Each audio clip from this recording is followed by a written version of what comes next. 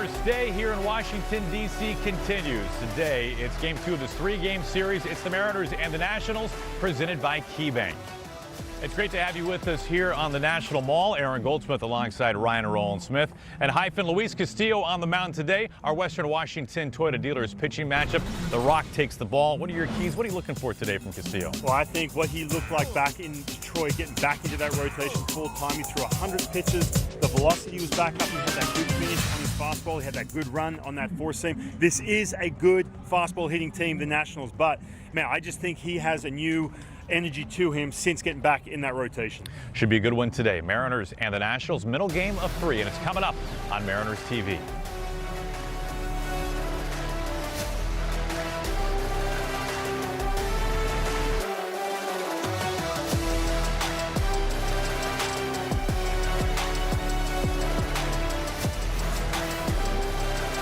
Mariners baseball.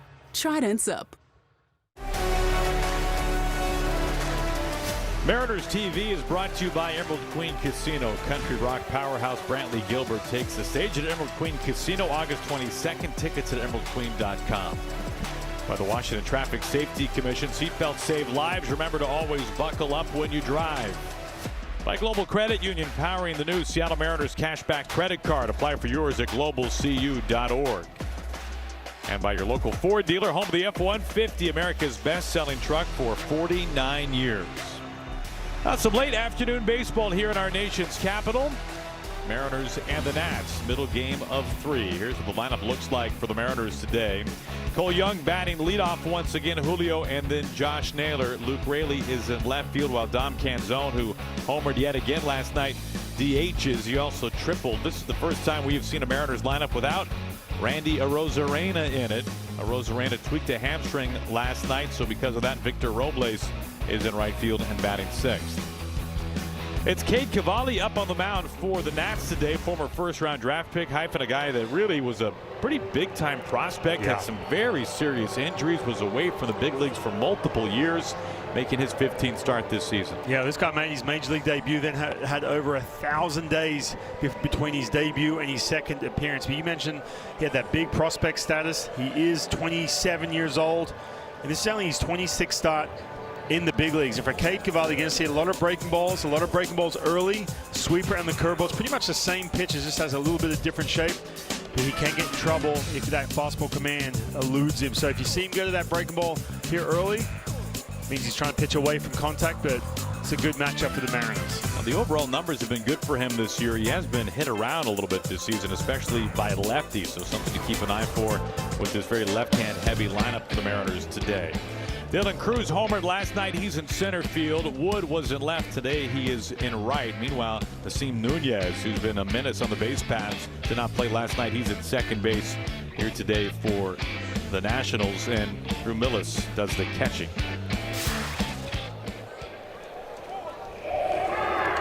Well, the Mariners winning last night and winning in one of their most convincing wins of the year. Hyphen a 10-2 win. They knocked around 3 home runs in last night's game. It was a just real wind at your back kind of night for the Mariners after that long 2+ hour rain delay. Yeah, and that was just it too. They came out of the gates swinging it. Usually after those rain delays, everyone's a little bit too chilled about waiting around, but man, they came out of the gates swinging. Cole Young does exactly that, but flies out routinely to right field. Wood waits underneath it, makes the catch. 1 pitch and 1 away. And then on the flip side too, Bryce Miller going 8 strong, man. He looked so good.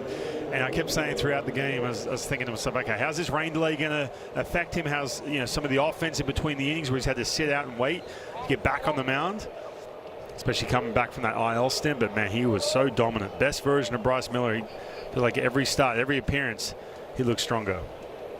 He was dynamite last night. Here's Julio. Well, by looking at Cade Cavalli's hat today, you would think that we are in the 6th inning, hyphen. He is drenched already. He has thrown 2 pitches. It's 88 degrees. It's a humid day. I'm sure it feels much warmer than that down on the field.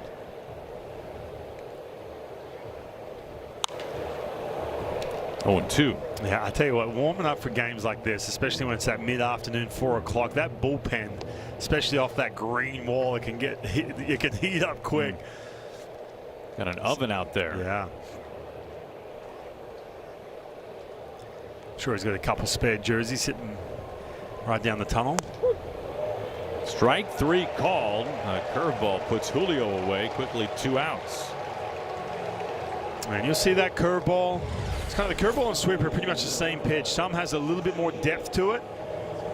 But when it's right, this is a pitch he'll throw any count, righties and lefties. And he pitches away a ton. He rarely throws fastballs on the inner half of the plate. And again, to both righties and lefties. Here's a lefty and Josh Naylor. Well, this is a very fast inning for Cavalli as Abrams is out into short left field. 5 pitches and he retires the sign in order. Sauce with more main character energy than Kevin Hart. Nationals a very left-hand heavy team. 7 in fact will bat from the left side, including their slugging leadoff man James Wood, who homered last night. He and CJ Abrams having just sensational starts to this season. Dylan Cruz, his 3rd home run last night, former 2nd overall draft pick in center field and batting 6th. Luis Castillo will be the man to have to face all those lefties. He has been in a really good spot the last couple of weeks. He really has. And you look at the last 4 games. He's got 2.12 ERA, brought that ERA down below 6 into the 5s. But man, what a turnaround. And we talked about this, Goldie. I think that little piggyback stint did him the world of good. Got to a couple outings where he's coming out of the bullpen. He could just kind of let it get back to unleashing on some of these pitches. A good pitch at the bottom of the zone does not get the call. 1 ball and a 1 strike. Second pitch of the game might be a touch early to challenge. Last 4 starts for Castillo, an ERA barely a smidge above 2. The strikeout rate has gone up noticeably. 1 hopper right back his way. The average against is barely 100. Obviously, all of this predicated on just staying off the barrel. The hard hit rate is very low. Yeah, I think a couple things to look out for, especially today, too. We saw how aggressive the Nationals were on Bryce Miller's fastball. And I went back and looked at that game. I was thinking, well, man, he's not getting the same swing and miss on that 4-seam, especially up. But this is a team that was jumping out, being really aggressive on anything straight. So I'm curious here with Luis Castillo, how good that fastball. That pitch right there, it's only 94, but to the top part of the strike zone, everything was kind of leaking out over the middle of the plate. He's got all those lefties, couple switch hitters, but maybe you see more of the changeup like we did last outing as well. Well, you mentioned how aggressive they were on fastballs last night against Bryce Miller, and for good reason. The Nats this year, the 2nd highest slugging percentage on fastballs, trailing only the Dodgers. Interestingly enough, the Dodgers are the only team in baseball scoring more runs per game than the Nationals this year as well. The Nats scoring over 5 a contest as we are at the midway point practically in June. 2nd highest runs per game in all of baseball. On the ground, Naylor. And Castillo throw is not close, way behind him. Garcia is safely aboard at first on what looked like would have been out number 2. I think this is a tough play. You really have to time it up and know who you have coming off the mound. With Luis Garcia, you got to have that quick look, try and pick him up. You can see as he turned around to throw that ball, Luis Castillo is already at the bag. A good job of getting over there.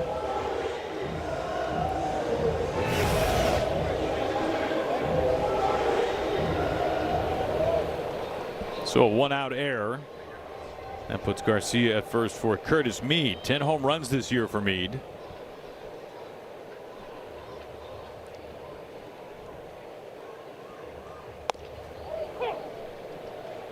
Well, the Mariners really took it to the Nationals in last night's game, winning 10-2. And for the Nationals this year, they've been kind of a puzzling team. They've scored a ton of runs. They've given up a ton of runs as well.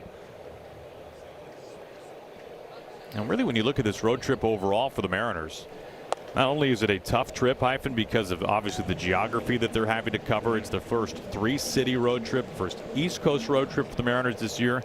But 3 teams that the record for each club, the Tigers, the Orioles, and the Nationals, they don't totally tell the story for how each team has been playing at the time.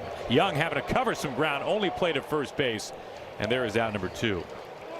Tigers had just swept the Rays on the road. Rays were in first place at the time in the division. Mariners dropping 2 out of 3 there. The Mariners able to split the 4-game set in Baltimore. Orioles, a team with a good roster that is now starting, it seems like, to maybe come around a little bit. They were playing much better when the Mariners got to town. Now the Nationals, who, hey, they could score 10 or give up 10 any night. Yeah, and you have some big threats too. Obviously, James Wood, the top of that lineup. C.J. Abrams, the guy at the plate right now. Yeah, you're right. I think too, and even going back to that Tigers series, you know, that horrific month of May, then all of a sudden you look at the June numbers coming into that series. It was just night and day different, and some guys starting to heat up. And I think too with the Baltimore Orioles, you have that challenge of some of that plate discipline. So you've got to make those pitches. Line into left field for a base hit. Garcia being waved in. Raley's throw is cut by Mastrobuoni. Play at second. It's not in time. The Nationals take an early 1-0 lead. C.J. Abrams driving in the game's first run. And it's a similar approach to what we saw against Bryce Miller last night. Look, that pitch is plenty up above the strike zone, 95. Now, Abrams swung at that slider in the first pitch as well. You can see him just being really aggressive.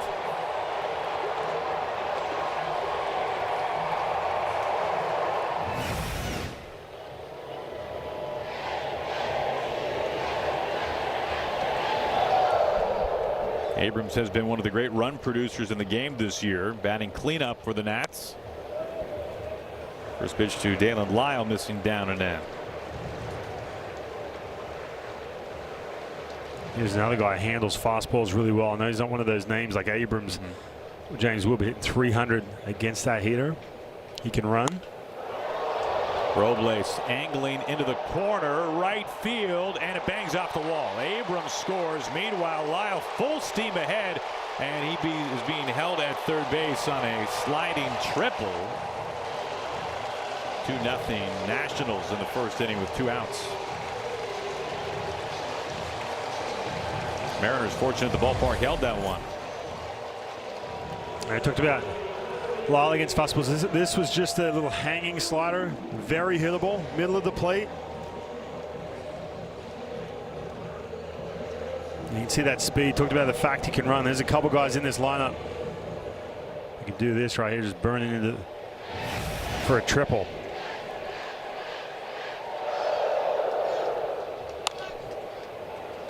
Foul ball over by third, Dylan Cruz. Now this Nationals offense, we mentioned second in baseball in runs per game. They're third in doubles. They're actually fifth in triples and top 10 in home runs as well. So they can really slug.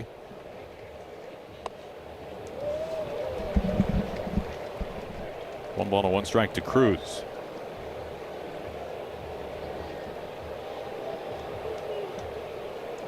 Look how aggressive they've been. Castillo's thrown only 15 pitches. Facing the 6th batter of the inning. Pretty good take there.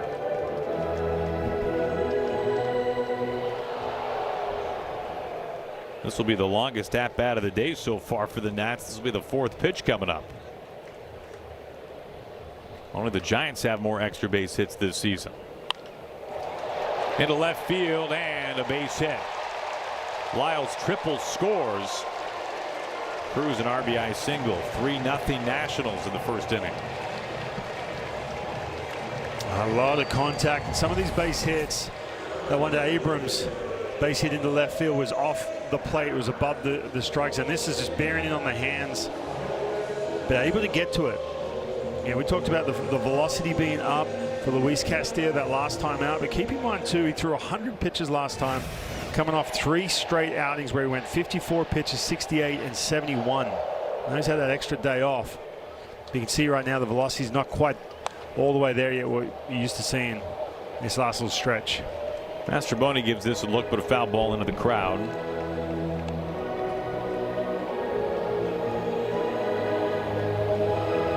Now this is where you just have to dig a little deeper and just say, you know what, I'm going to get this final out, go back into the dugout, down the tunnel, press that reset button, keep it right there, especially what the Mariners have been doing offensively. Nationals with almost as many hits this inning than they had all last night. On the ground, Young circles around it, throws across his body to retire the side. So overall, pitch count not bad for Castillo, but 3 runs come in, and after an inning, the Nationals have the lead. Well, the Mariners UK fan club, led by one of the great Mariner fans this globe has ever seen, Bernie Smith, is hosting a watch party today at the Passyunk Avenue Sports Bar in Waterloo, London. The 6th annual Seattle Mariners fans meetup in London. So thanks to all our Mariner faithful across the pond. There's Bernie with Rick, Gary, myself a little while back. Very cool. If I got this right, it's a little after 9:20 in Waterloo right now. So is it kind of like what time the game started last night for the Mariners? Yeah, there you go. Luke Raley leads things off. 98 for a strike. It's 0-2. And Bernie, a huge Mariners fan. He comes out every year to T-Mobile Park. That's quite the flight. 1-2. Oh, let's go, gentlemen.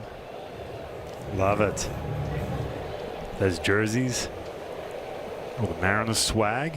I mean, does he have to bring back a duffel bag if he's coming out and for all these Mariner faithful? He must. There must be a bag just of all the gear.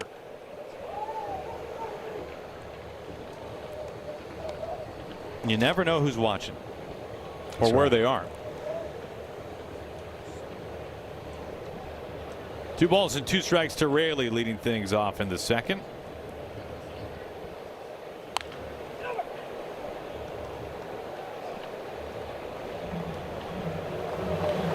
Raley, a nice night last night. A couple of RBIs, was on base twice.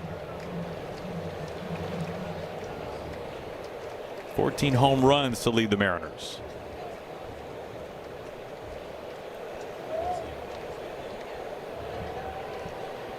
Two. Second strikeout for Cavalli. We mentioned how kind of wild this Nationals team is this year. They can score, they can also give it up. Right now they are 2nd in baseball in runs scored and runs allowed, and it's a pretty short list all time of teams who have ended the season having scored the most and allowed the most runs in the same season. The 2008 Rangers, the last franchise to do it. The Nationals could join that list when it's all said and done. Time will tell. Blake Butera, their new manager, at the ripe age of 33. You see that 2008 Texas Rangers team around that era. It was all about offense. It was just pitching, and again, tough ballpark to pitch in. Not the one they have now where it's all air conditioned, that's for sure. But over to first base, Garcia takes it there. I was stunned that the Colorado Rockies were not on that list. That's a great point.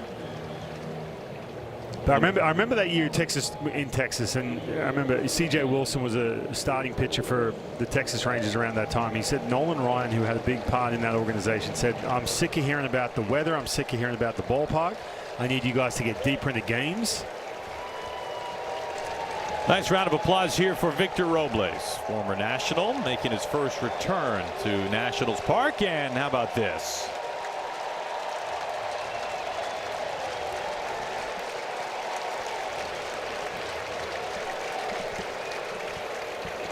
A nice move by Cavalli, stepping off the mound, allowing Vic to get his flowers, and a tip of the cap to all the Nationals faithful. Yeah, that was very cool. And you know, you're thinking to yourself, last night he had to come in. Obviously, Randy Rosarena leaving the game. You're thinking this can't be his return to Washington. Good to see him first at bat here in the 2nd inning. This is cool. He had a really good run here in Washington, 2019 World Series champion. For more on Victor to the Ford Sports Desk, Brad. Yeah, real cool moment last night, guys. You saw the video tribute to Victor, and he knew it was coming, but he still got really emotional. Very thankful for the fans, the memories here. You know, the biggest, of course, winning the World Series in 2019. He gets hits there. Did it hit the bat? I think that's what Millis is trying to say. And that's what was ruled. It would look like it hit him, but it hit the bat, Brad. Okay, he said just a lot of great memories. I love the city, the fans. He had some, people that he still knows over there in the organization. He's very, very thankful. They gave him his start, 6 years here. And I asked if he got somewhat emotional during the video, and he said he didn't cry. He wanted to make sure he didn't cry, but maybe he missed it a little bit. Maybe his eyes were misting a little bit. And just, you know, what a great tribute for any player, right, to have a video play for them and thanking them for their time here. So a really cool moment for him last night. Yeah, not everybody gets something like that. You have to really have made an impact on an organization to have something like that. The opposite way, Robles finds a base hit in right field. I mean, think about it. You have to have had some good years personally. It helps when you've been a part of some good teams. Yeah. It also helps when you have some type of a connection to the fan base. And Victor did all those things. He was here in D.C. for 8 years, and at one point was one of the very top prospects in baseball.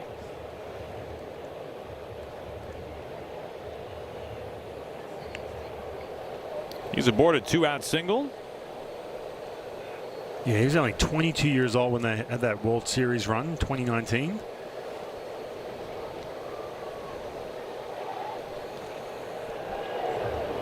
Keeping an eye on Victor over at first base. Yeah, especially to the way it ended as well. As 2019 World Series champions, and then stuck around here with the Nationals until 2024 and really struggled. Didn't end well. Was hitting 120. The Mariners picked him up and he went off too. Remember that first year with the Mariners? Ended up signing him to an extension.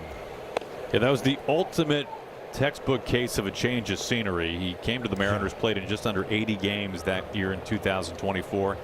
Hit close to 330. He stole 30 bases in 31 tries. Had 20 doubles in that short span of time. And unfortunately for Victor, it's been a problem keeping him on the field since. Missed nearly all of last year because of that shoulder injury he suffered in early April in San Francisco. He played 32 games. That's it last season. And then found himself on the injured list early this year as well. 2-0 to Mastroboni.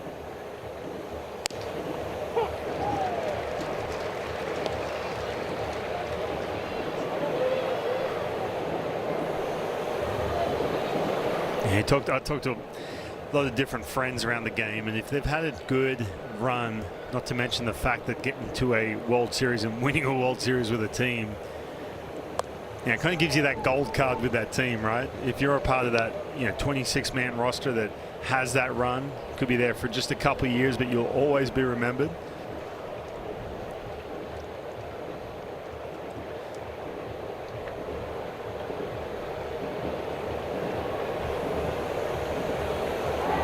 Second move on Robles.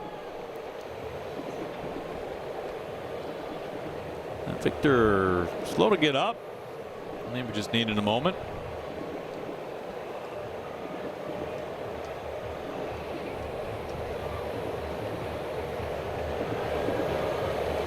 There he goes. 3-2. 98 over the plate, but foul back.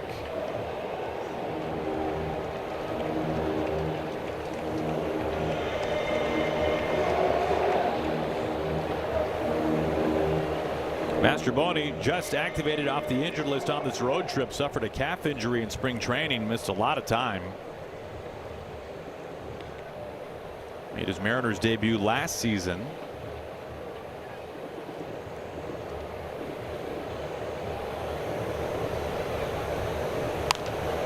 This is down the line and foul. How was the perspective? Is it better in game 2, Hyphen? Still a struggle. Still a struggle. Okay. Yeah. I know last night you were pretty vocal about how hard it is to track fly balls as the color analyst. And the fact that your job doesn't require you to say anything out loud when watching a fly ball. Yeah, I feel like you took offense to that when I said it. I was trying to give you some. Oh, okay. You're trying to give me a little bit of wiggle room there for our audience. This ball is foul. Well, I appreciate it. I didn't realize that. That's what I was trying to do. You're just being a great teammate. You gave me a look as if to say, well, first of all, what would you know about calling fly balls? But no, I was trying to, again. Were you noticing that I was? This is where we're up here. Were you noticing that I was a little slow to commit to foul balls? Here we're waving. We're waving. That's us. No, you. Of course, there was no. Oh. Look, you're the one who told me when we were heading up the elevator. You're like, "Hey, wait to see how high Yeah. this thing is." And it was. You weren't kidding, man. It's up there. Swing and a miss for strike three. Master Boney is down on strikes. I thank you, Hyman. 3-0 Nationals. We go to the bottom of the second. Find your rich. Edward Jones. Well, if you're planning something special this summer, you can host your event in a Mariners suite. From family celebrations and birthday parties to company outings and client meetings, visit mariners.com/suites to learn more and start planning your event today. Catcher Drew Millis leads it off. A weak wave and a miss. Oh, we have catcher's interference. That might explain why he stopped swinging halfway through. Well, we talked about Luis Castillo trying to just press that reset button after that tough first inning. Nationals were all over that fastball. Another swing right here. You can see it clipping Mitch Garver's glove. Already another base runner. First pitch of the second. That is an error on the catcher, Garver. Here's Nasim Nunez, number 9 hitter. Nunez was not in the lineup yesterday. He does one thing exceptionally well, and that is steal bases. He leads the majors with 25 steals. Low sinking liner and a double play. Wow. That just stayed on top of the shoe tops of Cole Young. Yeah, this is huge right here. They call the sinking line drive. Keep it in front of him. And all of a sudden, Luis can come up for some air right here. These Nationals so aggressive still, up and down the lineup. Nunez is aggressive already. Garver's going to challenge this one. Pitch was called a ball. The catcher is challenging.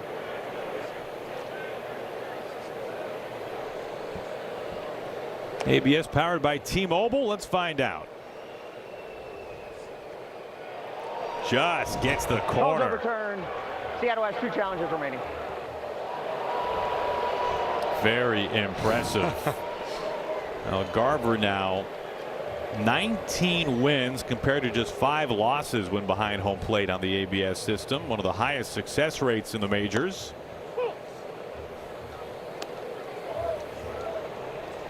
And Wood is a guy you'd much rather get a strike on than ball one. Now it's 0-2.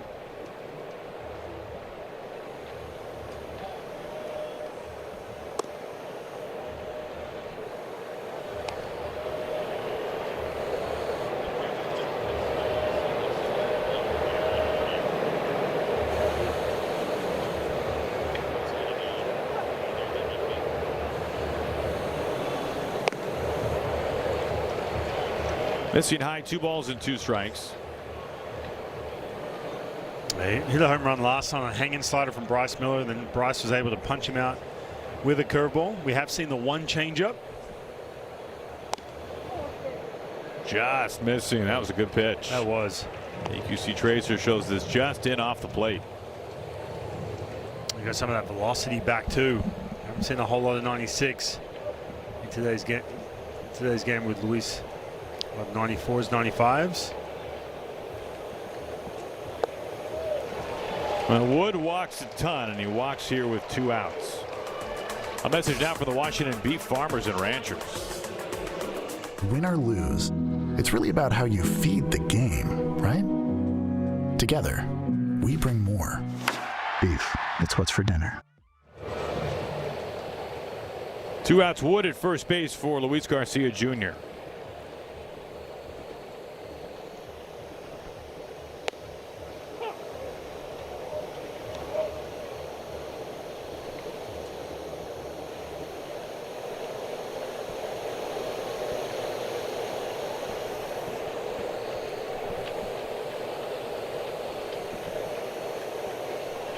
And you go back to that first inning when the Nationals scored 3 runs and unfortunately had Naylor's throw to first base with Castillo covering been on the money. Castillo would have faced the minimum, would have sat down the side in order. Instead, the Nationals ended up sending 7 to the plate. 3 unearned runs for Castillo in that first inning.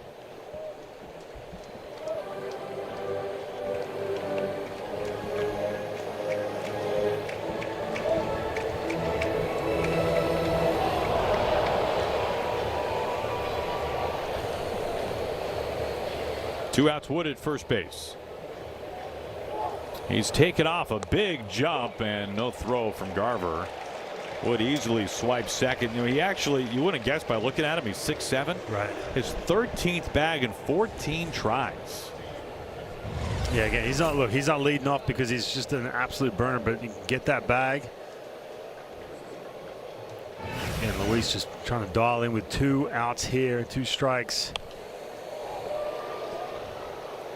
Get through this second unscathed. You mentioned that error from Josh Naylor in that first inning. Cost him a lot of, not a whole lot of pitches for the damage, but obviously the runs. Trying to get in that rhythm. 2 outs, runner at second base for Garcia.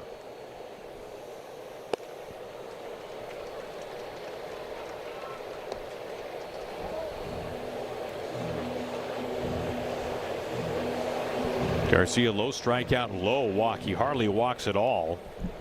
One of the lowest walk rates in baseball, in fact. Batting second.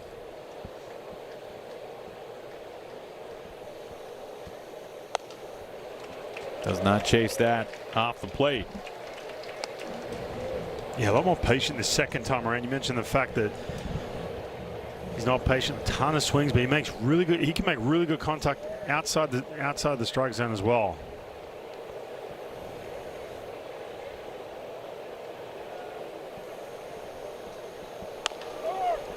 This is in play, over to Naylor at first base to retire the side. Wood stranded in scoring position. Our Steel scoreboard after 2. Nationals lead at 3 to flash fireworks.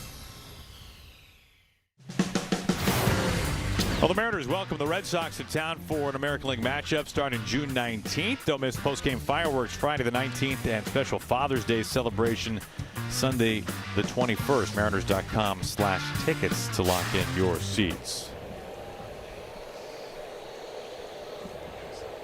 Mitch Garver leading things off. Have you given your kids the full Father's Day wish list? I mean, that I know that they've. Amanda has told me before that you provide them ample time. Yeah, there's a giant list, and they're gonna go on their own. And I know you're a big scavenger hunt guy too. That's right. I mean, it's an all weekend event.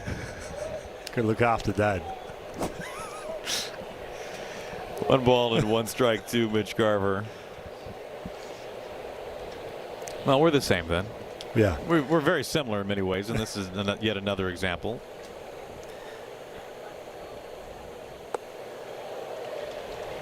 Well, how great was Mitch Garver in the dugout yesterday? He was kind enough to put on the headset and talk a little baseball with us in the middle of last night's game. He was great. Got a lot of messages from people saying they enjoyed that. His insight on the challenges. Garver strikes out to begin the 3rd. Yeah, I think he's got a future in TV one day if he ever wants to pursue that path. Yeah, we talked about this a little bit yesterday with Mitch, and just you can just tell. Just being around him, obviously, you know, we spend a lot of time with these players on the road, especially, and back home. Just a different mindset, and just a different, really different personality when you think about it. He was going through a tough time having the DH. He was struggling, trying to live up to some different expectations he set. Without having a chance to be behind the plate, you know, gave him that identity back. Swinging strike 1 to Colt Emerson. Our Home Depot working on a win. A home run last night for the Mariners 20-year-old. Now 5 this year. Most home runs in franchise history before their 21st birthday. Griffey, A-Rod, and Jose Lopez alongside Colt Emerson. How about 38 homers in the show for Junior before turning 21? Yeah, that's wild.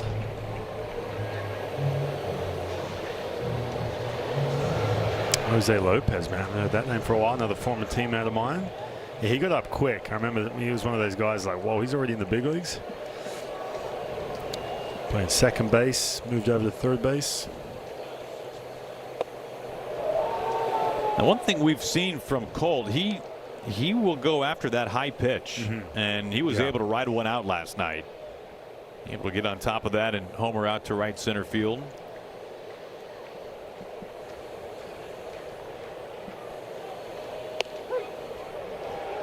Upper outside corner, strike 3 called, and Cavalli has struck out the last 3 batters faced dating back to the 2nd inning. Yeah, and again, this is one of these breaking balls. He's not trying to aim at the top part of the zone, but man, if you're a hitter, one of these pitches that start well above, you can see Colt Emerson just giving up on it, kind of frustrated. You don't want to live there, but man, you can sneak in a few of those breaking balls even when you hang it. Get you a little strikeout. The funny thing about that, hearing you talk about Cavalli and his mindset there with that, if you're Colt Emerson, your process was right there. That's a pitch you're going to take. Yep. And for Cavalli, that's not where he wanted it, and yet the pitcher wins and the batter loses. Emerson did, in theory, the right thing, and yet it does not work out for him. And you know what, too? If you're Cavalli right now, this ball is just foul. You're sitting there because, remember, facing guys multiple times is really the get you over the hump as a good, successful starting pitcher in the big leagues. If you can get guys out first time through, most guys in the major leagues have stuff-wise to get a hitter out and not face him for a couple days or whatever it may be. But when you got to face him second time, third time. So you look at that pitch right there. I remember that I used to hang a slider, get a little sneaky punch out, and I'd say in the back of my mind, you know what, you haven't seen my best bolt at all. You haven't seen what I'm trying to do to you because I missed that pitch. And so you can sort of put that in the back pocket, knowing second time through, I can still get him out with that same pitch. Kind of happened last night, really, with Bryce Miller. He hung that slider to James Wood, and I was curious how he was going to go about it with the sequencing, because you have to look at that and say, yeah, I hung a pitch, that's fine, but you haven't seen the best version of this pitch or how I'm trying to sequence to get you out. Now, Cavalli, who's been working ahead of most batters, falls behind Cole Young 3-1. Every strikeout, all 4 have been on the curveball from the right-hander today. On the ground and on the grass, Meade has it. Easy throw to first base, and the side retired for the 2nd time in the first 3 innings from Cade Cavalli. Mariners and the Nationals from our nation's capital. Travel by sea. This series is sponsored by KeyBank. The Mariners and the Nationals in D.C. Mariners come here every other year now, the way the schedule works out. Every team plays every other team each season, and you swap home and road for teams in the other league. Curtis Meade leads it off. First pitch strike.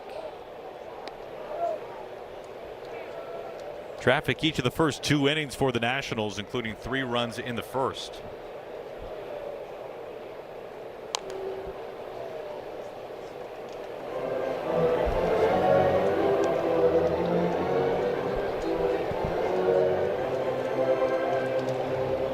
Now, Meade really having a nice start to this season. 10 home runs. He's had some very good production for these Nationals this year. He goes after a high limb that time and pops it up. Naylor at foul ground makes the catch. Now Lewis getting some quick outs. That 2nd inning, you got the 2 outs on that little double play. Cole Young caught that ball. And walked James Wood, was able to get right back to making pitches. That's so tough, man. When you all of a sudden you feel like you found something, you get on a little bit of a roll these last 4 appearances for Luis Castillo, and you come out the gates, give up a 3 spot unearned, yes, but it doesn't matter. You're trying to get through these games feeling pretty good about what you're doing. But these Nationals, man, you have to take advantage of them being so aggressive. Garver calling for this. And he makes the catch. Dangerous hitter retired quickly. 2 up and 2 down.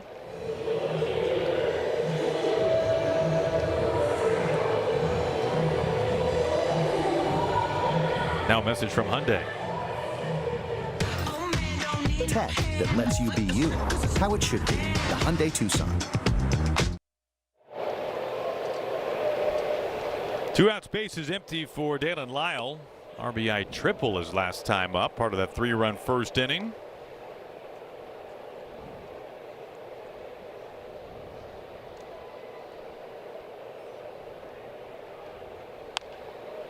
This is sliced down the line and foul.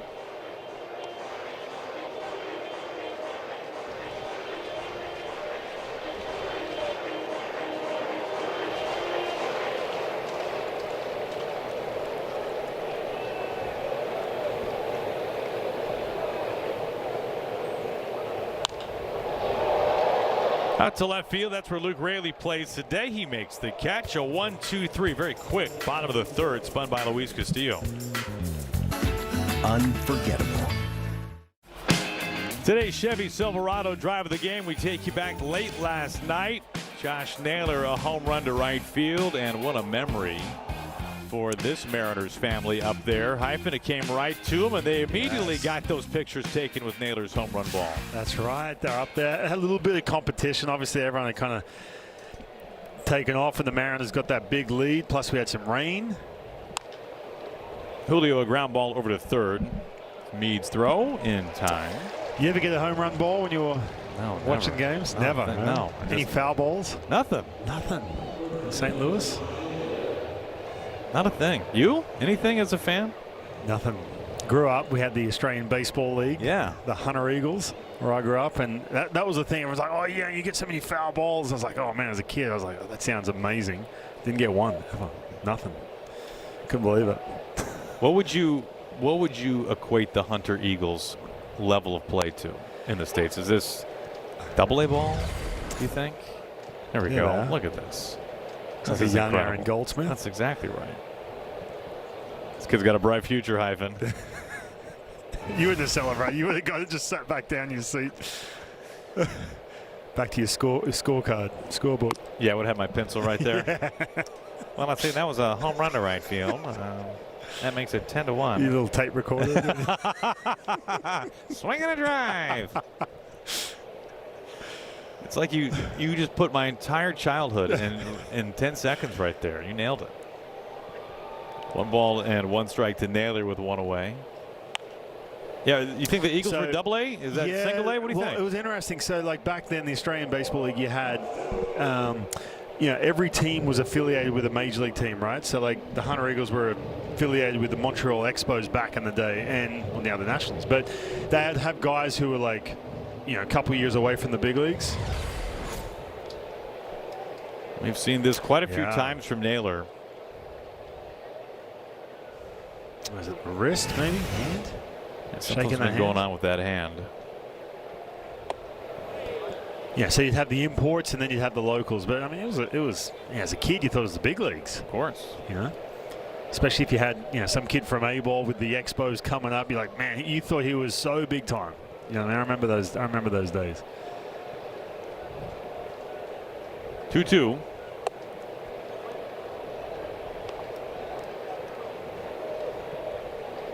Yeah, you can see him shaking that wrist around.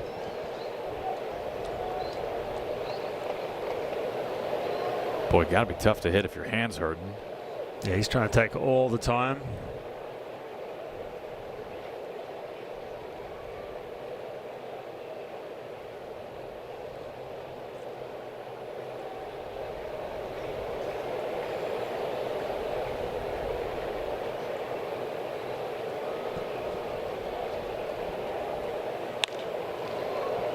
And Naylor drops that bat fast, grounds out 2 away. We've seen him on this road trip specifically have some issues with that hand, but that time it seemed to linger longer than it has. Yeah, he's usually a guy. Look, you get back in the dugout down the tunnel, I'm sure, and mess around with it. But he's usually a guy that he had the shoulder issue at the end of last year that he was battling through. There's always been some knees. He had the back when you hit that home run and came back in. He had the massage gun in the dugout, but he's not one to really want to show it, out there in between pitches. But man, he was really moving that wrist around trying to figure it out.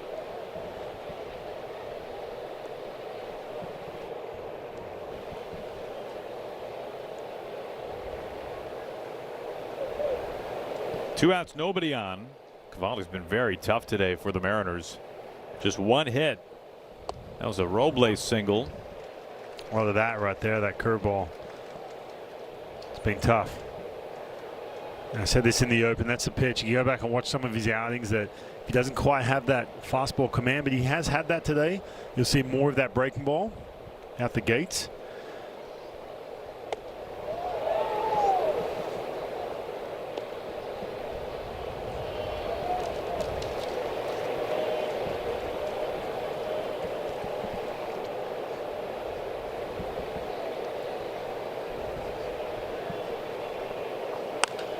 Hit hard and right to Garcia.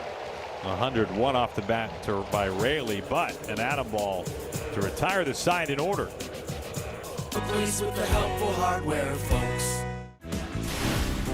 The insurance you get brought to you by Pimco Insurance. These two guys, what more can you say? Last 5 times out, Miller and Hancock. The ERA sparkling. The average is nearly non-existent. It's been remarkable what Miller and Hancock, the whole rotation by and large, but those two in particular. Yeah, and gone the right. Emerson Hancock's been doing it all year long. Got a chance to start because Bryce Miller was out with the oblique injury. He was that guy. We've seen that in the last couple of years where, hey, look, you're going to fill in until Bryce gets back, but then he forced the issue. Now all of a sudden we've got this 6-man rotation. And there's no denying those numbers. 0-2 quickly on Dylan Cruz.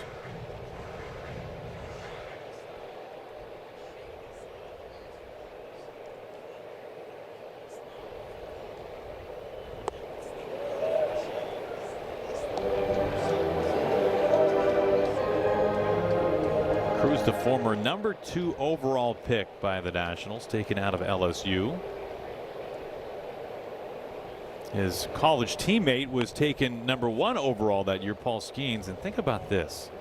You know, the Nationals, who have had a very strong history of having a number 1 pick and having the best player in the draft come to them. First it was Steven Strasburg and then Bryce Harper. They could have had, swing and a miss here, Castillo. That fastball getting ramped up to 97 that time. Cruz strikes out. That's the first punch out today for the Rock. They could have had Paul Skeens. They had the worst record in baseball the preceding year, but that was the first year of the draft lottery. Yeah, right. And the Pirates won the lottery, and the Nationals won the number 2 pick. So instead of Skeens, Dylan Cruz, and who knows, Cruz could end up having a terrific career. It has gotten off to a very slow and at times rocky start. Obviously nowhere near what Paul Skeens has done, like is true for most players, especially in that draft class. But man, they were one ping pong ball away from getting what appears to be a generational talent. Yeah, you mentioned some of those picks. You're talking Strasburg, Bryce Harper, even that run too, leading into that 2019 World Series run. Obviously, Bryce Harper wasn't a part of that. He went on to Philadelphia. But yeah, year after year, you just had that first pick in the draft. Back-to-back strikeouts. Tanna goes down swinging. Well, don't forget to vote Mariners daily. Go to mariners.com/vote to cast your all-star ballots and help send your favorite players to the Midsummer Classic in Philadelphia. You can vote 5 times per day. Mariners.com/vote. Of course, the Mariners really benefited from the lottery. They were supposed to have roughly the 15th pick or so, somewhere in the middle of the draft, and instead they ended up climbing so high as number 3 and picked Cade Anderson, who was one of the top pitching prospects in baseball. So the ping pong ball giveth and taketh, depending on who you ask. After 4, Nationals have the lead. Insurance. Get a quote and find an agent at amfam.com. We're back at Nationals Park, and welcome now back. Time for our Blue Moon Bright Spot. It is the DH, Mr. Dom Canzone. Last night became the 4th DH with a home run and a triple in the same game, joining Pete O'Brien, Ken Phelps, and Gorman Thomas. Talked to him about that triple, and I asked him, when did you realize that you just hit your first major league triple? And he said, as soon as I got to 3rd. He knew he had no triples. And he said, when I was on 2nd and the outfielder did not have the ball, I figured I could get to 3rd. He said it was a lot of work for him. He likes the home runs better. Didn't like to run around the bases. And Aaron, I didn't want your research to go to waste. So I said, do you know how many triples you had in college? And he guessed 4. which was pretty close because he had 6. Somebody told him about 11 in the minors. I don't know who could look that up as fast as you could. And then his first big league one last night. Yeah, I talked to him about the 11 triples in the minors. So you're the one. That was the guy. Yeah, You're the one I had who to know. gave him the info. Okay. Yeah, I said to him, how in the world did you get 11 triples? It wasn't like he was in the minor leagues for a decade. He said he was a lot lighter back then. He did mention that. I mean, Dom has obviously put on some muscle from even the time that. Yeah, I was going to say from just the last 2 years. Yes, he gets in a good count here, 3-0. You were guessing that the ballpark might have been a factor, or ballparks in the minors, hyphen, and he did say in Reno. You remember he was with the Diamondbacks. And their AAA affiliate is in Reno. He said that they have a large gap in that ballpark, and he feels like a good number of them went there. Yeah, I've been there many times. That ballpark can play tricks on you, that's for sure, man. Ball jumps out of there. It's got those deep, you mentioned the alleys. Well, he has been on an incredible run as of late. Last 16 games, everything it feels like has been on the barrel. One hard hit ball in play after another. Last night, the homer and the triple. And he draws a walk. Ooh, got hit. Right off the shin.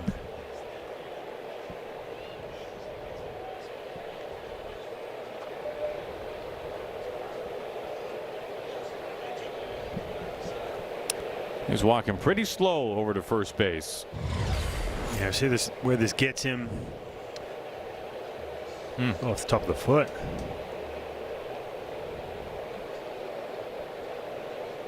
Hey, how about Dom not wearing any protective gear at all? I know, it was it stood out to me. As soon as he got hit, I was like, hold on a minute. Nothing there. We got nothing. If we went guy by guy in this Mariners lineup, how many guys are wearing nothing? I'd say 2. Yeah, right? Everybody's got something. Hand guard, shin guard, elbow guard.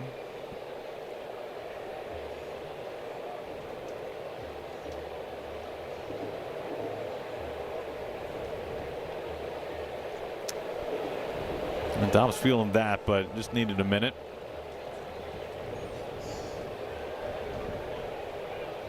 Nationals are happy to have him just at first base as opposed to in scoring position or touching home. It's only the second base runner for the Mariners today. The other one is the man coming to the plate right now, Victor Robles.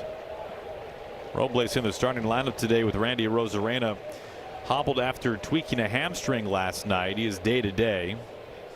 Sounds as though there's a pretty good chance we do not see Randy the rest of this series.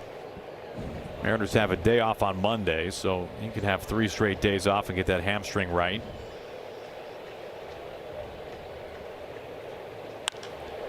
Cranked center field. Victor Robles back in. Oh, Cruz in the wedge. He went right to the point in center field and just took that hit away from Victor Robles. Straight up robbery. That was a remarkable catch. That's one thing. You talked about some of the defensive issues, but man, you got some athleticism, especially in that outfield. Look at Cruz. You mentioned right in that wedge, staying with that play, timing that jump perfectly. It's over 400 feet. Yeah, that ball was scorched off the bat of Victor Robles. Wow. Robles deserved better fate than that. What an incredible play by Cruz.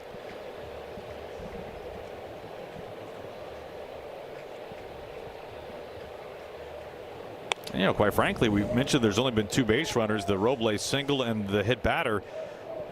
There haven't been a ton of balls in play that you say, wow, that could have been a hit, but hit to the wrong spot. Rayleigh's line drive out to first base to end the 4th would certainly categorize as that, but not too much action today for the Mariners that's been threatening against Cavalli.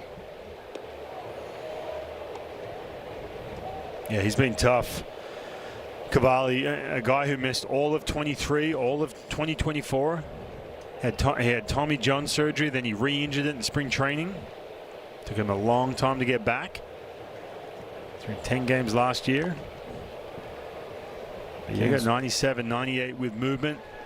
Then you got that big breaking ball, which is causing all kinds of issues for this Mariners lineup today. He's been tough. Still sweating through that hat from the first inning. How many had? What do you think? Third hat? I think this is number one. You can see the sweat line going up. I think maybe the switch in the jersey for sure. I used to go through some jerseys. Let me tell you, some humid spots. St. Louis was one of them. I never forget I had the jerseys lined up. It was one of those ones where if I was having some good, quick, efficient innings, I just left it. And I just like, you know, it was drenched.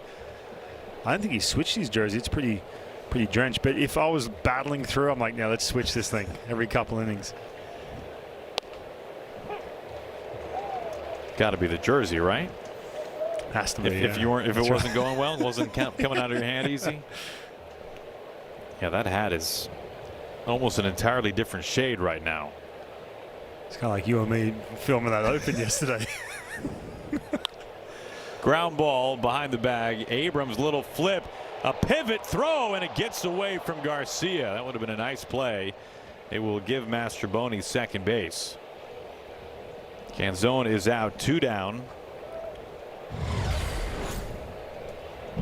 Yeah, look at this play. Nice little flip. They're just Mastro getting down that line, hustling out of the box, keeping this inning alive. So it's a fielder's choice and an errant throw by Nunez.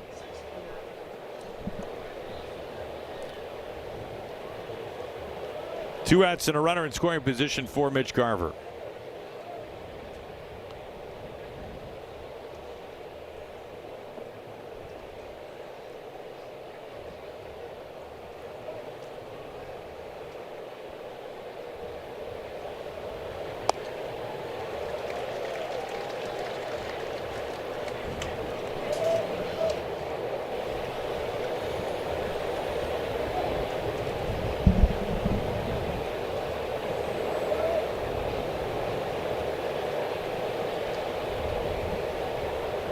Not many chances for the Mariners so far today. A couple hitters. Center cut. Right there from Cavalli. Look, he's been on a nice run too. He gave up 4 runs the last time out, but before that, man, he was going averaging around 6 innings. Just a couple runs per start.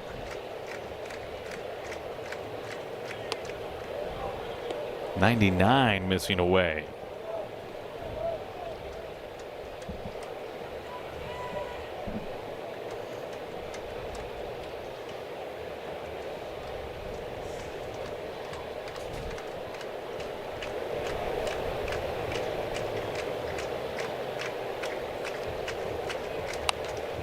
Now, the funny thing about Cavalli, you were mentioning that he's had all the injury history, former first-round draft pick by the Nationals out of Oklahoma.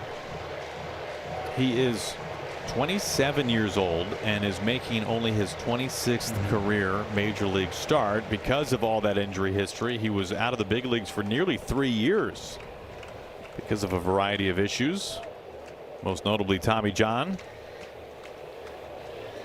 Yeah, he had it and re-injured it. There's nothing worse, man. I've had some friends, they do all that, the whole rehab, get through that whole, there's some long days, some lonely days, especially if you're at the complex away from the team. Then you get back, you re-injure it. Does he go? No, he doesn't. Good job right there from Mitch Garver laying off that pitch. He's trying to attack him with those hitters, couple in the middle, and Mitch sped up. Fouled that pitch off. Was able to recognize that breaking ball.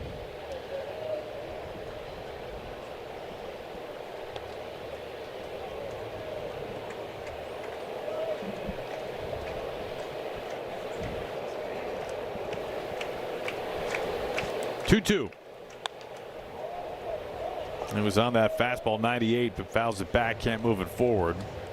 Yeah, Cavalli made his major league debut. That was in August of 2022. Former first rounder, big prospect, all the hype, and then landed on the injured list immediately after pitching his first game in the big leagues, a shoulder issue, and they did not come back for nearly 3 seasons. 2-2. I mean, you come up and you have all the hype and all the expectations, whether you're a prospect or even if you're not, and you think, hey, I could be here for a minute, but those were not the cards that Cavalli was dealt. Yeah, 1,000 days in between that debut and the second time he was on the mound. See if Mitch gets a fastball right here. 3-2, challenges him. It's into center, dropping, and a base hit. Here comes Mastroboni to score. Mitch Garver does get that fastball, drives it into center. The Mariners are on the board. I know he didn't crush it, but man, that was such a good at bat. He had a situation where he went quickly down 0-2. He was behind on that heater. He nearly swung at that breaking ball that Cavalli tried to bury. He was able to lay off a couple, knowing you're going to get a fastball here. Nationals are up by 3. Cavalli trying to push himself through this 5th inning, but just enough, staying on that pitch. A message now from Papa Murphy's. Great pizza doesn't have to cost a fortune. Summer selects at Papa Murphy's are just $8.99 all summer long. We make it fresh. You bake it hot. Papa Murphy's, the way pizza should be. Well, the Mariners now just one big swing away from tying this game up. And when you look at players 22 and younger this year, Colt Emerson, the 2nd highest slugging percentage in all of baseball. Don't talk to the Nationals about Bryce Eldridge, by the way. The guy who hit a walk-off grand slam to defeat these Nationals to end their last road trip.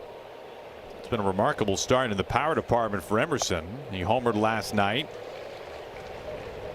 He has 11 extra base hits already.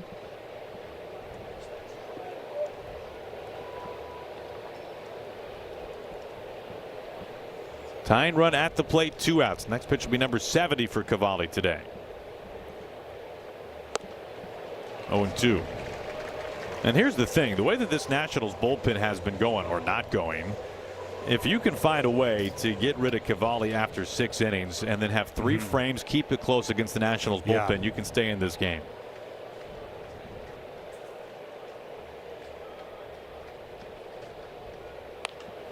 Pulled foul. 3 straight breaking balls. Struck him out with that breaking ball. The pitch we talked about was kind of hanging out over the middle of the plate at the top part of the strike zone.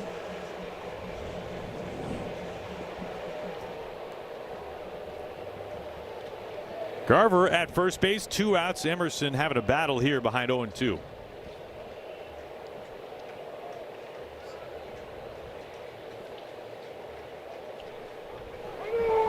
Time called very late and granted by Emerson. It was a long hold there by Cavalli. I think Colt Emerson, yeah, you mentioned the long hold where you're kind of sitting in that same spot in your setup. Not to mention you may be second guessing. You've just seen back-to-back breaking balls. Thinking in the back of your mind, is he going to try and speed me up with that hitter? Kind of like Zach Littell did. He paid for it. Colt took him deep. 3 straight curveballs to begin the at-bat to Emerson. Garver to first, 2 outs. Tying run at the plate. Hammered. Right field. Colt Emerson has done it again. Second deck game-tying home run. Is this kid something or what? We are tied at 3. Well, Goldie, we were just talking about, will he try and sneak that fastball by Colt Emerson? Zach Littell tried to do it last night. He paid for it. Drove that ball into the right center seats. He swung through a couple breaking balls in this at-bat. He called time late. Kind of second guessing what pitch he was going to get. Got that fastball, and he didn't miss it. These hands are so quick getting to that pitch at the top of the strike zone. Wow. He has just been mashing. Another home run, back-to-back games. And it's tied it up here in the 5th. Yeah, this is a fastball at the top part of the strike zone or above. Again, pretty much same spot as last night when you're talking about the pitch, but some extra velo to it, upper 90s.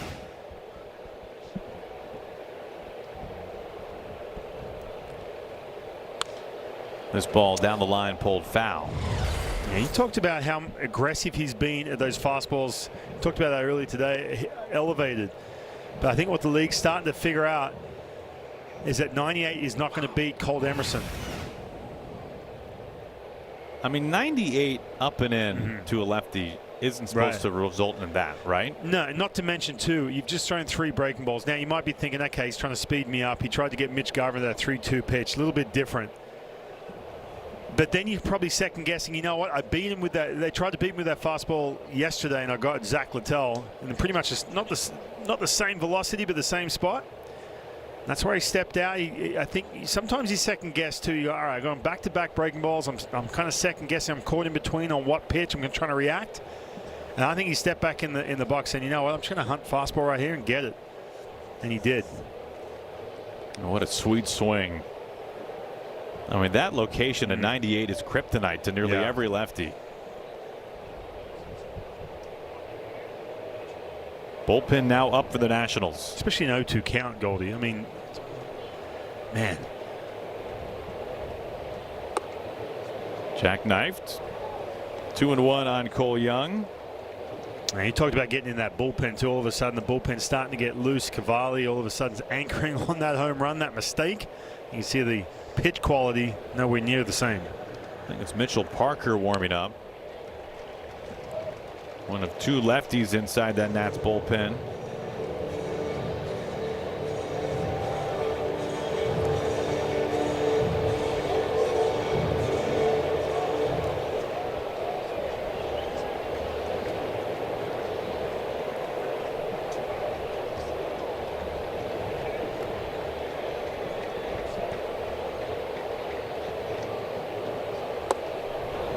Inside once more, 3-2.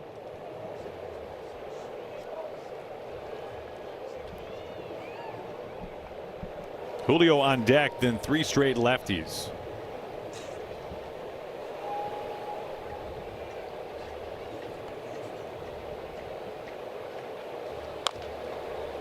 Soft ground ball. Meade was really playing back, throws while he's falling, and it's not in time. It's an infield base hit for Cole Young. Well, the script has been flipped. Right now you see Cole Young, 3-2 count. And I mentioned Curtis Meade doing everything he could to get that throw off. Cole getting down the line quick. Look at this 3-3 game, getting in that bullpen. And this was a problem with Cavalli last time out. The long ball gave up 2 home runs to the D-backs.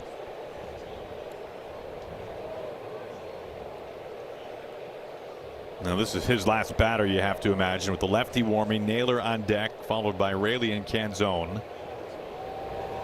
Now let's see if he tries to get urgent here, trying to get through this inning quick, and coughs up a mistake to Julio. Because you know it too, looking over your left shoulder, you can see that bullpen get going with the lefty.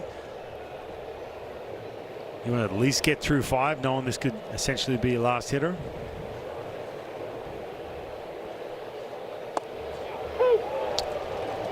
Borderline pitch, nothing in 2. Julio hasn't challenged much this year, just a few times.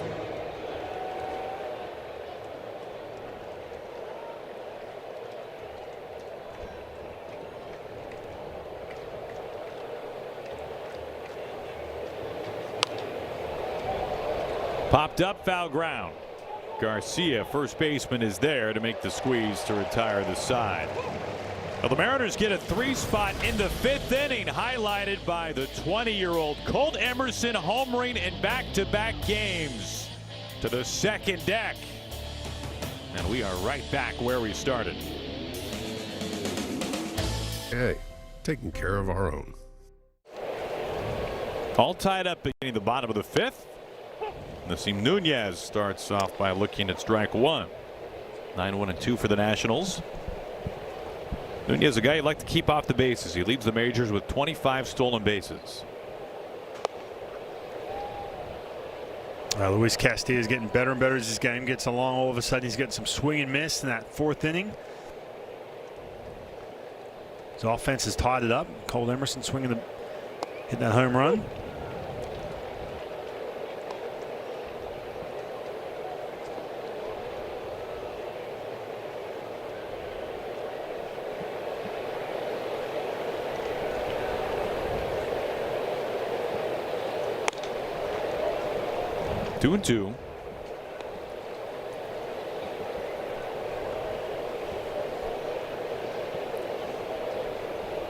So there's a name in baseball that if you would have said, I think most people, if you had said, hey, it's mid-June, this guy's played every day, who do you think, line drive out to Mastroboni, who do you think leads the majors in stolen bases?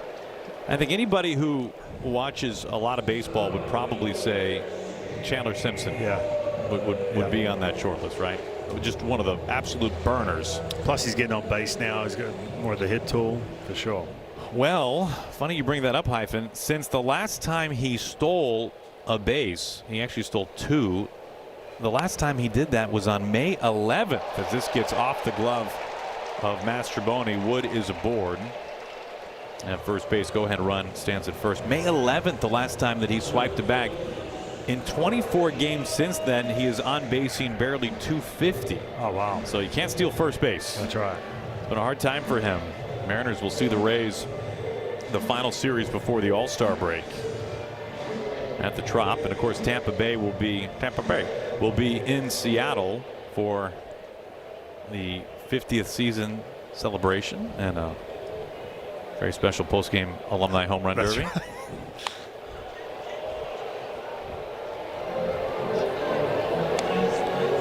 Luis Garcia Jr. is at the plate, and this is kind of cool with Father's Day weekend coming up. The dads and kids for the Nationals threw out the first pitches, and Victor Robles and Luis Garcia obviously good friends there. Now Robles turning, watching, and it is gone. A 2-run home run, and Luis Garcia flips the script and gives the Nats the lead right back.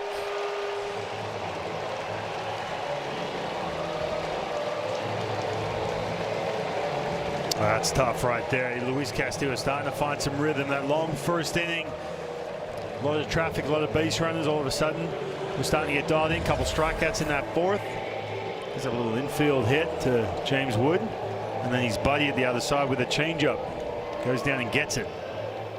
Yeah, Luis Garcia Jr. is one of those guys who makes really good contact on tough pitches outside the strike zone. All of a sudden, 5-3 Nats. It was an error on Mastroboni that put Wood on base, and now a 2-run home run instead of a solo shot. 5-3 Nationals. Curtis Mead the batter.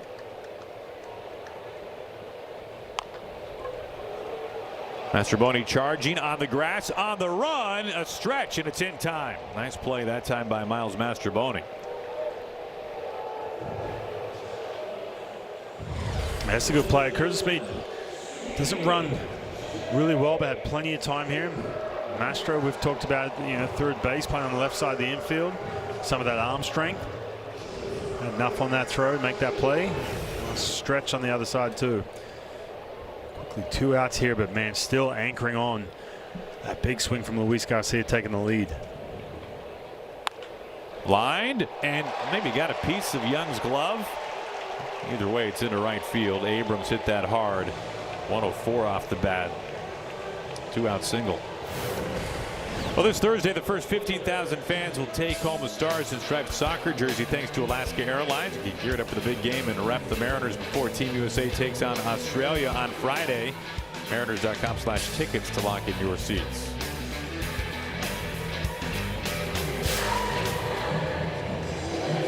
Garver out for a quick talk. Still nothing doing down in the Mariners bullpen. You've seen a little bit of movement. And you see those first 2 innings, 19 pitches in the first. Obviously the big error that was costly. I mean, a different first inning, that's for sure. It's been a lot of pitches in that first 19.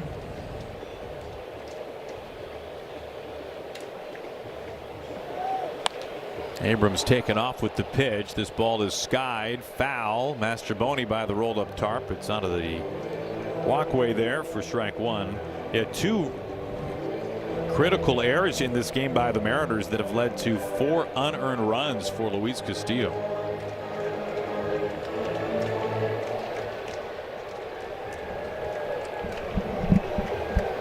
One of the first and one this inning.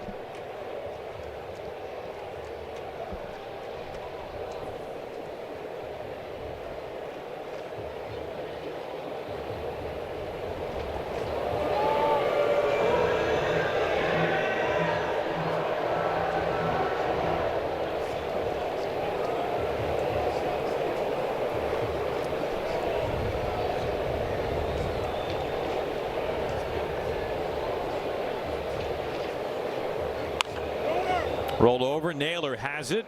And an easy waltz over to first base to retire the side. But an error followed by a Luis Garcia 2-run homer, and the Nats have the lead right back. Watching at FuboTV.com.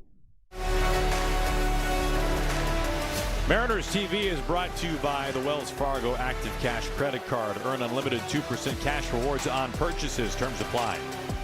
And by PIMCO, the insurance you get. Learn more at PIMCO.com. Sunny and warm in D.C. today. Middle game of this 3-game series. Kate Cavalli is chased after 5 innings. He was really cruising through the first 4 before the Mariners got 3 on him in the 5th. Yeah, really good breaking ball. That was giving the Mariners offense all kinds of issues. But he went back to back to back on that pitch, and then Colt got that heater right above the strike zone. Took it into right field, and that was it. P.J. Poulin just recalled today. His 3rd stint with the Nationals this season. Made his major league debut last year. Was a 28-year-old rookie a season ago. He faces Naylor. And really nothing overwhelming. You're going to see a ton of sweepers, especially some of these lefties. And the sinkers, just the upper 80s. I'm not used to seeing that.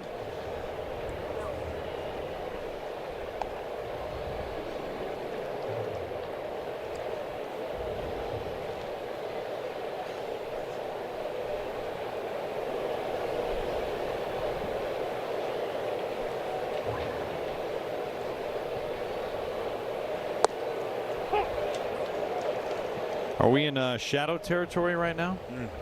I think so. That weird 4 o'clock start. There you go. Those light towers.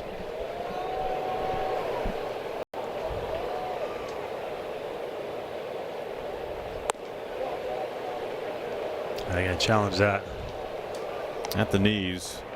Pitch was called a ball. Catch was challenging.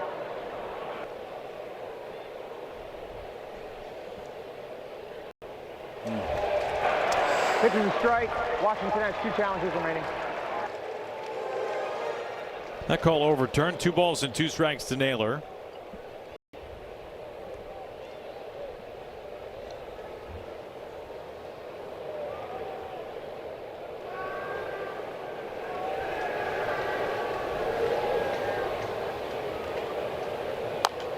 Is there anything that you would change when pitching if you knew there were shadows? Like, do you change either a pitch? You can't change the pitches you throw or don't throw, obviously, but do you throw more in a situation where you think the shadows might be messing with the hitter? You know, not really. Like, it's one of these things. It's like, all right, if the hitter is at a disadvantage because of what level of, shade they're in, all right, that fair enough. It's sometimes that's kind of out of your control in a sense where it's. If you get caught up in like, oh, there's shadows now, I'm just going to all of a sudden just try or breaking balls or whatever it may be, you put yourself at a disadvantage. I think it's something that's like, all right, if the shadows are there, great, it helps me out, awesome. I'm just going to go about my best bolt here, trying to get through some of these hitters. I will say this though, I was playing winter ball in Venezuela back in the day, and 2 of the light towers went out. But they're like, no, we're going to finish the game. It was so dark. And he was like, I can't see anything. I was like, let's go. I was trying to hit us down the middle. Just groove that fastball, huh?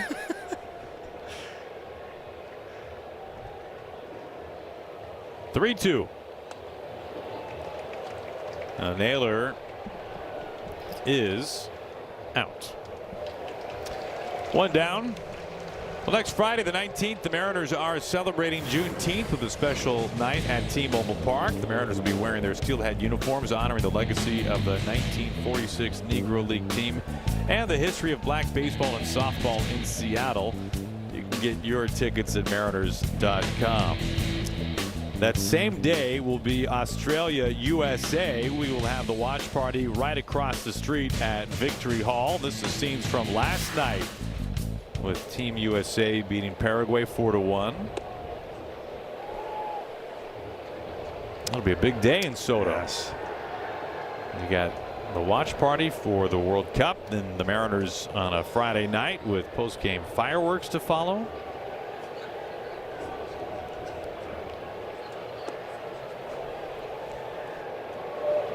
2-0.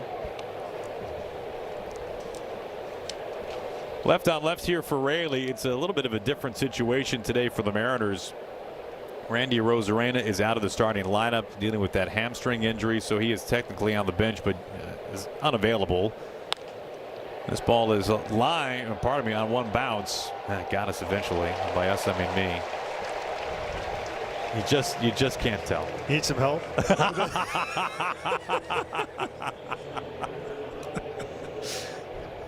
Look, again, like I said, I felt like you got offended last night when I said, oh, it is really high up. See, here. you should have waited until I made a mistake and then said, boy, you know what, Goldie, we're just so high up here. It's so tough on you, Aaron. Yeah. But you know when you're doing a fantastic job. When I'm just nailing it like I did last night, every ball in play. I need nobody to come to my defense, but I needed you to be all over the scene right there. We're gonna talk during the break. 2 outs. So Raley and Canzone both facing lefties here. Mariners have Pareda, the backup catcher, and then the only 2 really available players they have outside of him is Wisdom and Refsnyder.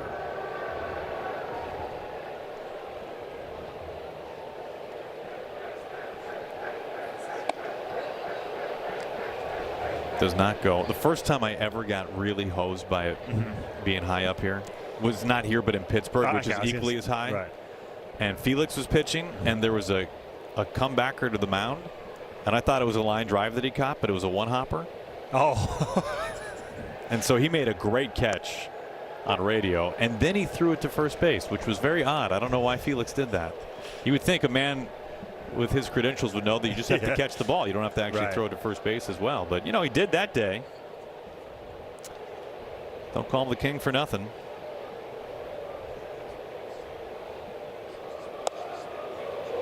Canzone draws a walk. He reaches for the second time. A message now from AAA Washington. At AAA, you already know we got cool trucks, but did you know we also have insane insurance? AAA Washington, become a member today. Righty's been warming up inside the bullpen. Orlando Rebalta is getting loose. Victor Robles is due up. Rebalta coming in. Robles representing the tying run when we come back. Welcome to Jock in the Box. Mariners TV is brought to you by Steel Battery. Quiet, powerful, ready for your yard. And by Jack in the Box. Get fired up with the Hot Ones Munchie Meal. Now the Lincoln Memorial, one of the great stops along your sightseeing journey here in our nation's capital. Second pitcher this inning for the Nats, Orlando Rebalta. Big fastball is up on the mound. Yeah, he's been tough too. Opponents hitting 169 against him. You see that ERA sub 2.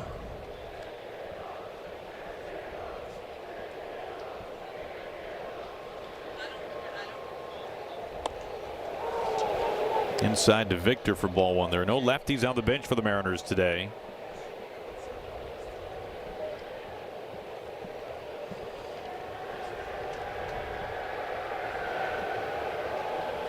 Canzone at first base. Robles the tie-in run at the plate.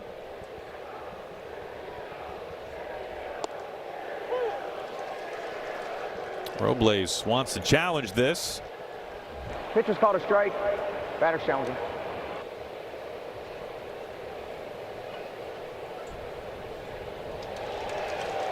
Call is confirmed. Seattle has 1 challenge remaining.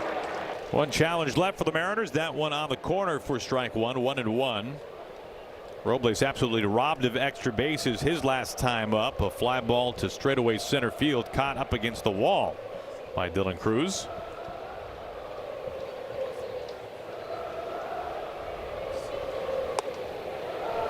He does not go.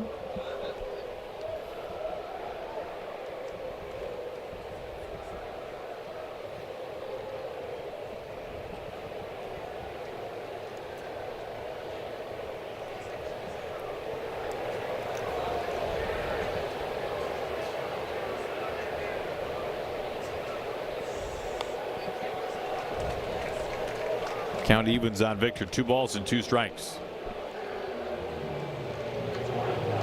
Well, the Mariners were down by 2 in the 5th when Colt Emerson homered to the second deck to tie the game. But then the Nationals, a 2-run home run of their own in the bottom of the 5th inning by Luis Garcia Jr.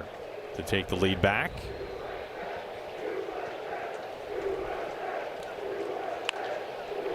On the ground to Meade. He's got it the short way to second base.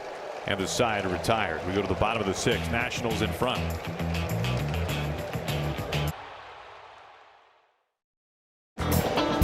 Today's KeyBank key stats. Colt Emerson was called up and made his major league debut on May 17th. Since he has stepped foot in the big leagues, no Mariner has hit more home runs than Colt Emerson, who was homered in each of the first 2 games of this series. Julio and Canzone have also gone deep 6 times. Pretty amazing start, especially in the power department for Colt Emerson. He had that game in Kansas City a couple of road trips ago with 3 doubles. This ball is lifted out of play, foul. 1 ball to 1 strike to Dylan Cruz.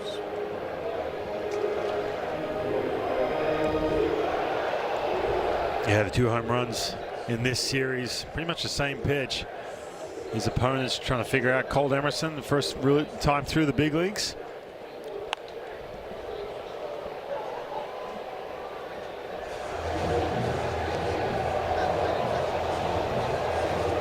One of 3 players this year with a 4-hit game.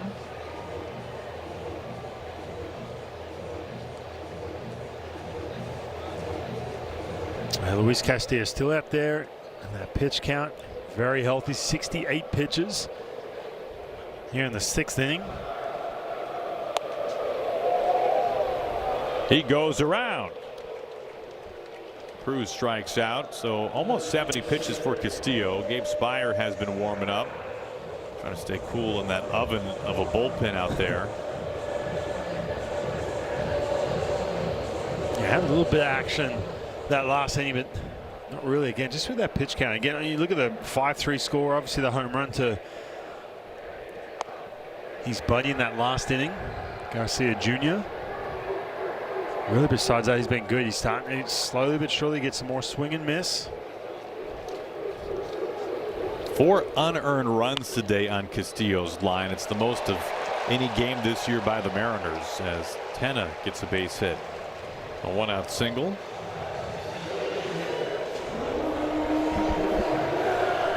Well, these are the guys you have to handle.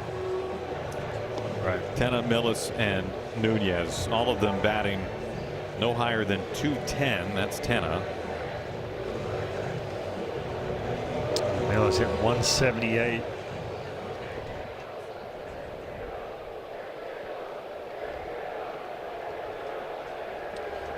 Millis, a real ground ball hitter. Tenna take it off, and he gets in there. Stolen base for Tenna. That's his 8th in as many tries, and staying out of a double play. Yeah, this is a team that will run their 2nd in Major League Baseball in stolen bases. You mentioned some of those batting average. You've got some of that speed up and down this lineup.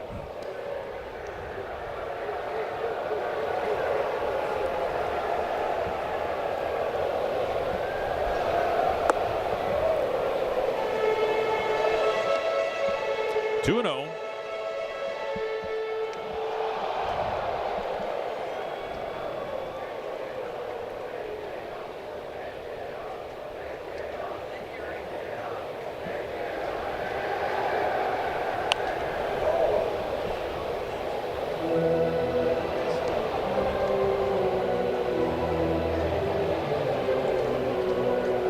We've got the lefty Nunez on deck, and then it's back to the top of the order. Things get serious fast. James Wood. Speier is warmed up and ready to go in the bullpen for the Mariners. 2-2.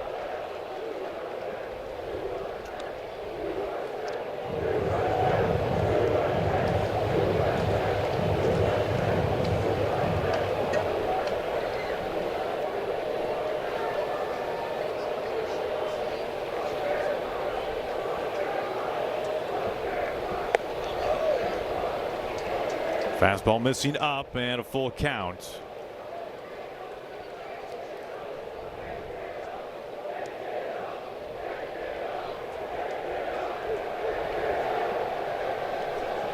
Mills calls time.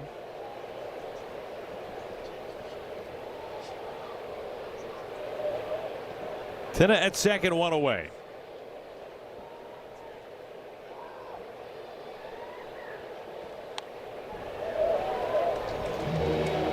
Carver nodding his head. 96 up and in. Mills able to get a piece of it to stay alive.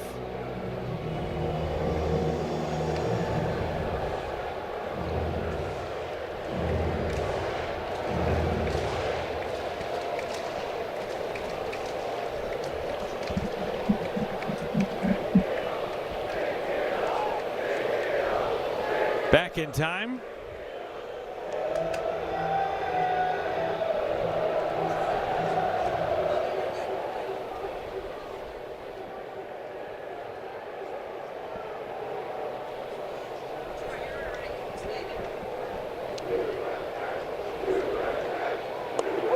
Strike three called. Down and away. He froze him. That's a big strikeout for Castillo. Yeah, it is. Now all of a sudden you got the 2 outs.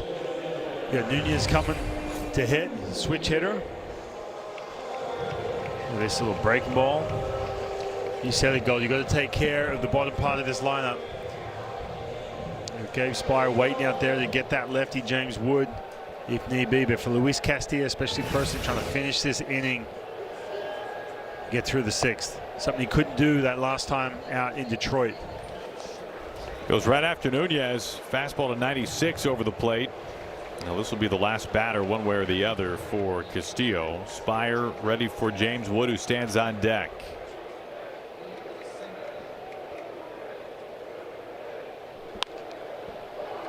This is slapped deep down the line and foul. And Nunez hitting 180 against right-handed pitching. He's actually handling lefties too. 264 switch hitter. So this will be Luis Castillo's last hitter, obviously, with James Wood. You don't want him coming up with runners on.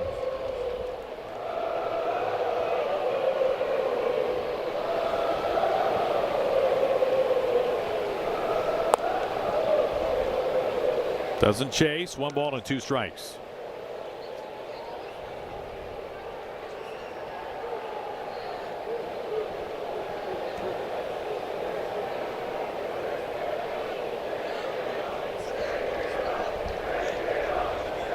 One, two.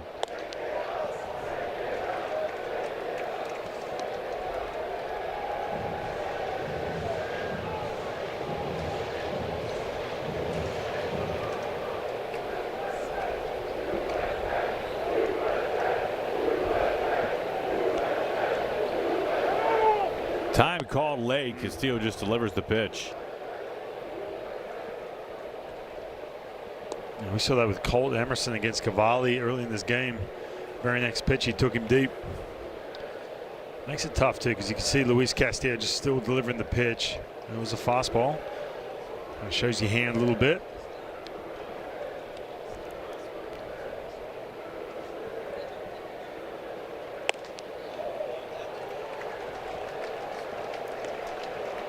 Up and away at 97. Back-to-back full counts from Castillo.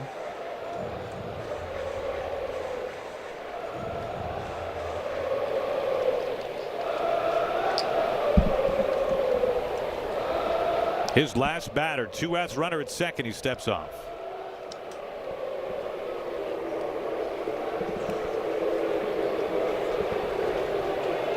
You do not want James Wood coming up here with men on base. You got to go right after Nunez.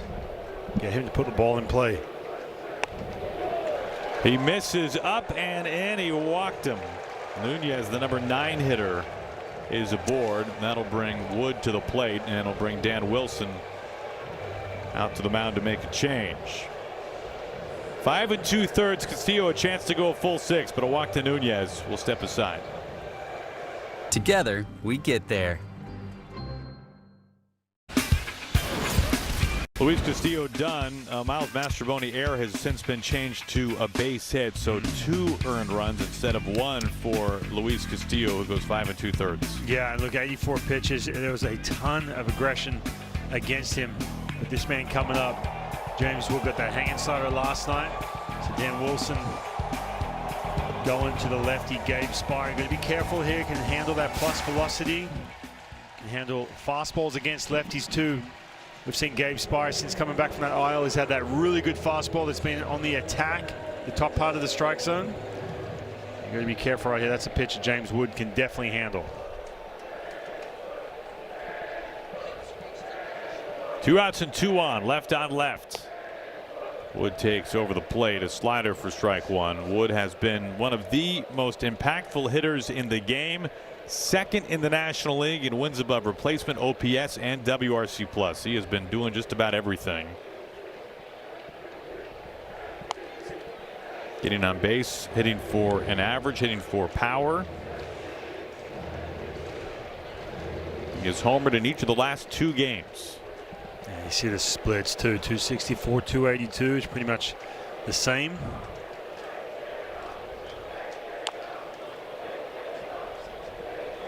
Again, if you're going to attack with that fastball, you have to get it up and in off the plate. Has been more patient this year.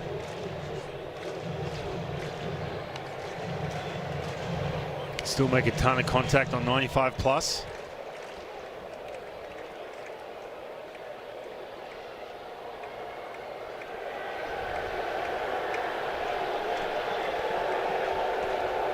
Tena at second, Nunez at first.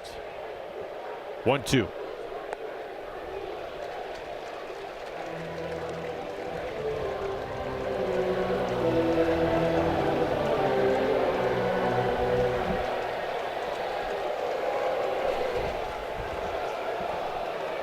Gabe's shaking.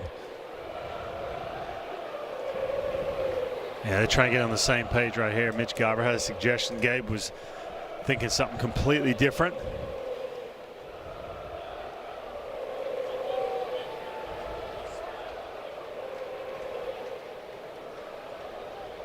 Both runners taking off.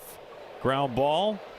Emerson have to give a step. Strong throw onto first base. And Wood is retired. Spire does his job. He gets one of the toughest lefties out. And the Nationals strand a pair. You need Liberty, liberty, liberty, liberty. All right, Hyphen, we're calling all dads. The Mariners are getting ready for Father's Day with a Try Dads Up ticket special inspired by this year's Baby Proof Digital Short. You can score a Try Dads Up t-shirt with this exclusive offer, available only at mariners.com/TryDadsUp. Mastrobuoni takes down and away. Fastball for a strike. See Revolta staying in this game. Also have a lefty up in that bullpen.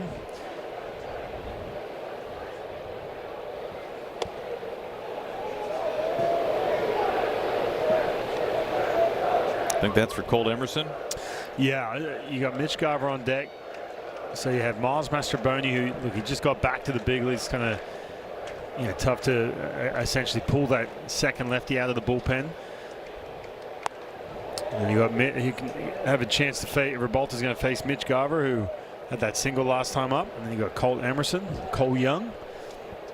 That little pocket right there for Lovelady, the lefty warming up.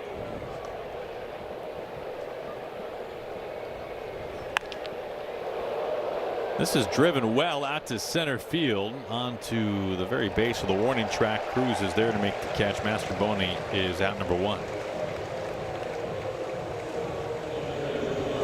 Here comes Mitch Garver. RBI single for Garver back in the 5th inning.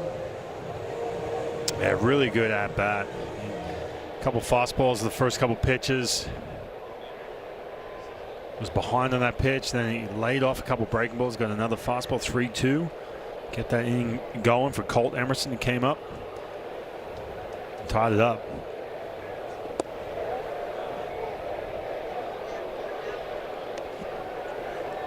Pitcher's called a ball, catcher's challenging. Nationals with 2 challenges left. It is a ball. Calls confirmed. Washington has 1 challenge remaining.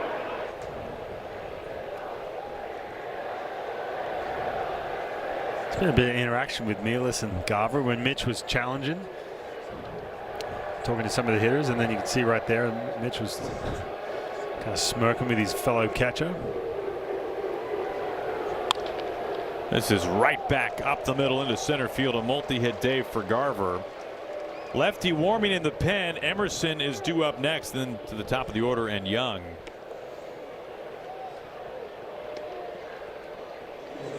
Tying run coming to the plate once more. This happened back in the 5th when Colt Emerson stepped inside the box. And yeah, this was huge. You mentioned he stepped out and all of a sudden got a heater. The first fastball of the at-bat. Tied it up. Crushed that ball. Pitching change here in the 7th. Tying run coming to the plate. Colt Emerson when we come back. Help your gut run smoothly. New Dulcolax gummies for daily gut support. You go back to that at bat. Colt Emerson against Cavalli tries to expose him with that breaking ball, and all of a sudden he steps out, gets a fastball, and this really flipped the script on Cavalli's afternoon. That was the difference. Tied that game up. Now all of a sudden he's got that left-on-left matchup against Lovelady. He has struggled a little bit. He's got the 1 home run against lefties. He's hitting 143. So Richard Lovelady. 1 out, 1 on. Tying run at the plate in Emerson. Inside. Emerson's been trying to become only the 3rd Mariner ever, 20 years or younger, with a multi-homer game.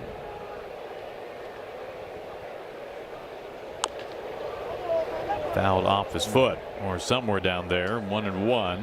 A-Rod did it once. Junior did it 3 times before turning 21. See where this got him. I took it off that front foot. He's getting right back into hit. He's all good.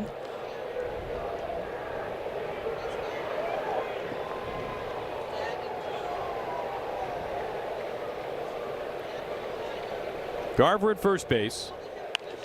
On the ground, Abrams gets to it. Short toss to second, on to first. It's not in time. 2 outs, and it's Emerson now at first base.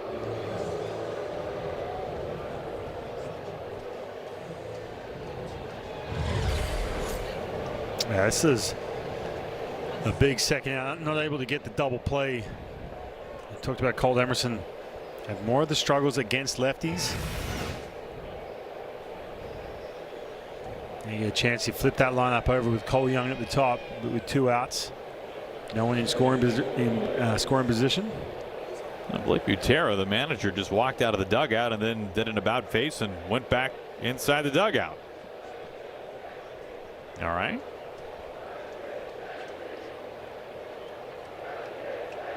Here's Cole Young. He has been really seeing it well recently. Last 15 games batting almost 3 1/4. The expected numbers would tell you he's been even better than that. The strikeout rate is less than half the league average. Been making a ton of contact.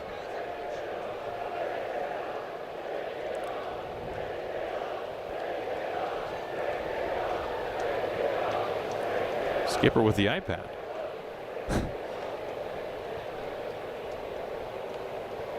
He's thinking about something. We're not exactly sure what's going on with that. Inside out, it clanks off the glove of Meade and safe at second base.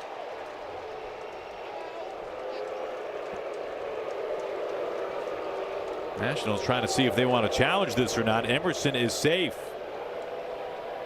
There's a foot race. We saw one of these back in Baltimore with Ryan Bliss and Gunnar Henderson at second base. You mentioned this ball clanks off Curtis Meade's glove, and then Colt able to hustle in, beat Abrams to the bag.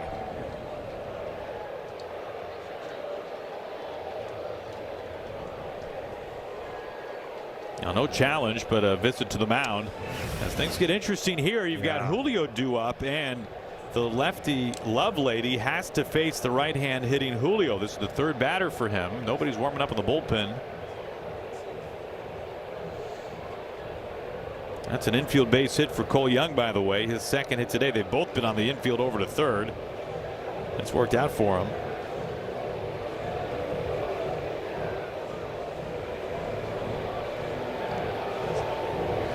Well, keep it close and get into that Nationals bullpen. That's what the Mariners are doing.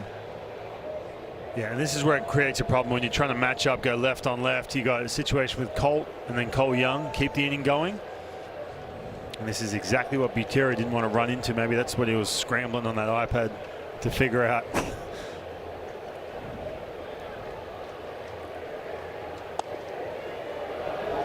Down and in, good take by Julio for ball one. Julio looking for his first hit today.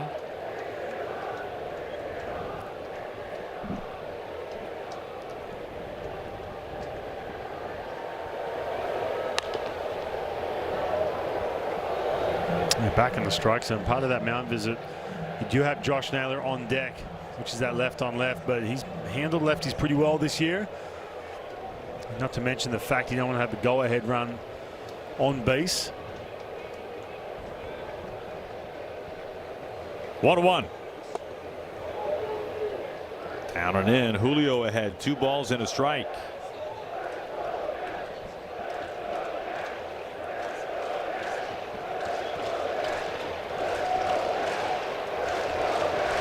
Two outs, 2 on. Mariners down by a pair. Not close. Easy take.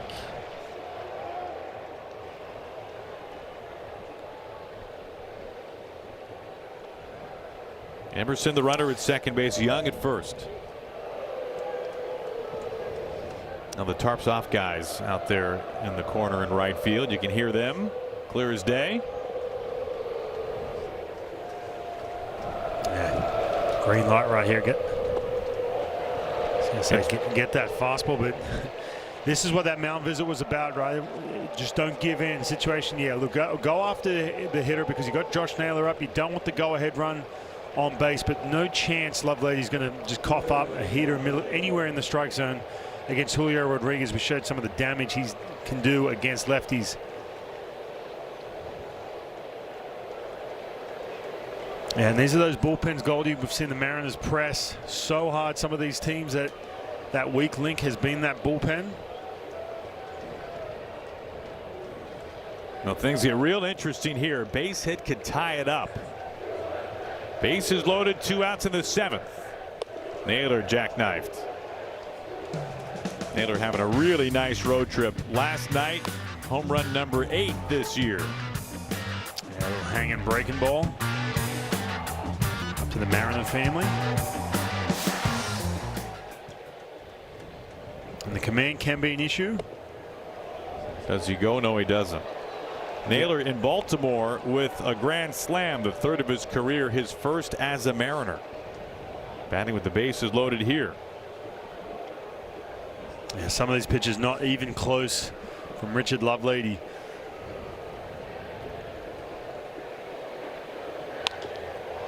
Driven out to Cruz in center field. He is there to make the catch. And the Mariners leave him loaded.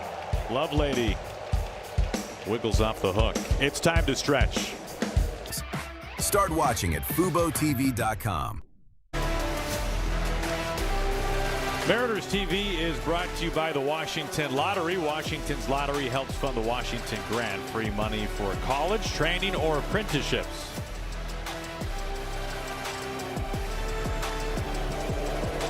Now Screech, the mascot for the Nats, he's not all in on tarps off, but he is trying to be one of the guys. Got Bro Central out there. Yeah. The former National, Jose Ferrer, pitching back in what used to be his home ballpark. Offseason acquisition by the Mariners. They traded Harry Ford to the Nats. He's in AAA with the Nationals organization, and now Ferrer up on the mound here, but used a lot. Yeah, he's been used a lot. And a lot of pitches last time out, through 40+ pitches in Baltimore. Chaparro pinch hitting, drills this into the corner in left field, and it short hops the wall. Raley takes it there. It's a stand-up double. Andres Chaparro leading things off, batting for Garcia. There's always some different emotion when you're coming back to your home ballpark. I'm sure there is for Ferrer right now. This pitch is center cut. That's the one thing we talked about, the 40 pitches his last time out against the Baltimore Orioles. He struggled a little bit in Detroit too, went unscathed, but the command had been a bit of an issue. You can see that fastball just middle of the plate for Jose Ferrer. He's kind of ran into a little bit of a couple shaky outings. Curtis Mead, the batter. I'm sure there are people right now watching going, hey, didn't the Mariners have a lefty out there? Spire, and now they've got a new lefty out here, so they burned Spire to face one batter. He faced Wooden, and that was it. He got Wood out and stranded a pair. My guess would be, Hyphen, curious, what do you think? Spire, who's been on the injured list not that long ago in the grand scheme of things, they're probably trying to stay away from Gabe bridging 2 innings right now. There's obviously the up and down element as well, and also too, you go into this series, and we've talked all about the bullpen. It's been interesting, and they've been kind of saved, honestly, by a couple of the losses. And then last night you got Bryce Miller going 8 innings, so it freshened up the bullpen. But you do go into it with a little bit of that plan, the way you set it out. But this is a situation that the Nationals are up by 2. It's not a situation where, you know, it could be different if the score was flipped. But more importantly, with some of these arms, and we saw Matt Brash hit the IL again with Gabe Spire having that, you know, intense one at bat, but sitting down and getting back up, man, it can have more of a toll than you think. Full count, 97 over the plate, fouled away.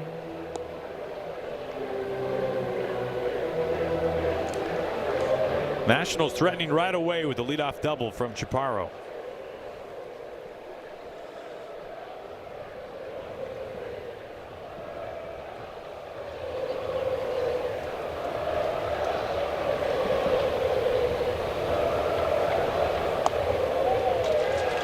'98 missing down and in, so a double followed by a walk.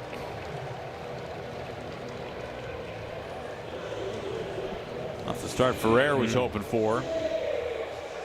Again, the command continues to be a little bit of the issue right now for Jose Ferrer. Tough at bat at the plate. His former teammate C.J. Abrams.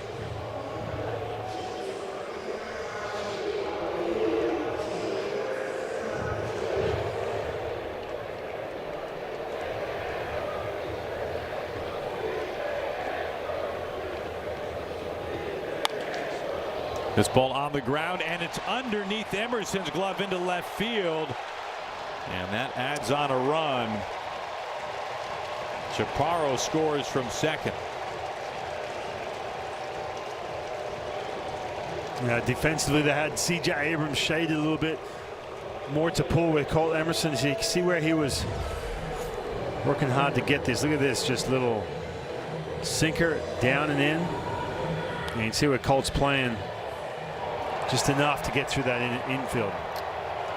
That runner didn't seem like Chaparro's where he was positioned there running. Maybe didn't help Emerson all that well fielding that ball too, based on what we saw there in that angle. And Garver making a trip out to the mound. And still none out. So a double, a walk, and a single here. This is the first time that Ferrer is pitching in 3 days. The last time he was on the mound, he had that grueling 43 pitch inning in Detroit.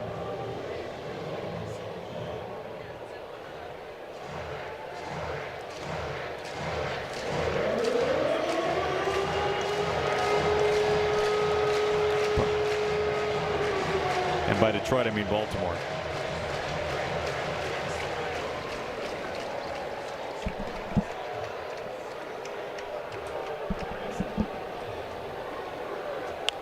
Lyle fouls it away.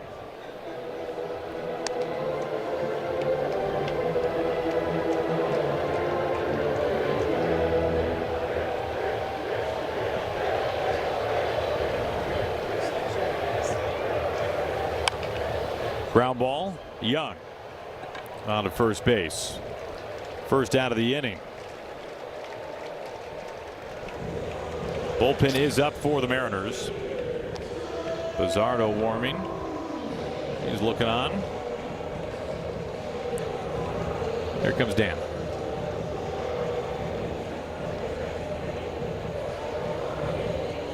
Pizzardo's coming on here. Tough return for Ferrer. 6-3 Nationals. have a new Smash Jack sliders. Welcome to Jack in the Box. We've got a pitching change there, National Spark. Brad Adam with you at the Ford Sports Desk, bottom of the 7th. Here we go back to last night with Randy Arozarena trying to leg out an infield single. And he kind of touches the base kind of funny with that left leg right there. Reaches for it and comes up lame. Leaves the game last night. He passed a couple of strength tests in that left hamstring last night. He said he's not concerned at all. Felt much better today. Dan Wilson saying he is definitely day to day. Could play tomorrow, but as you guys mentioned, give him another day with the off day. Monday seems to make sense. Well, fortunately, it's nothing too severe or serious. Obviously, the Mariners miss having him in the lineup. Infield is in. Pizzardo's first pitch is a strike, but when he pulled up over there at first base, he wasn't moving for a while, and you really wonder hanging out. How much pain was he in? Yeah, something he dealt with a little bit last year, but he was able to play through it. Just had to shut down the running game. Now, Pizzardo trying to keep this one close. He's got runners at second and third, one down. The infield playing in with Dylan Cruz at the plate.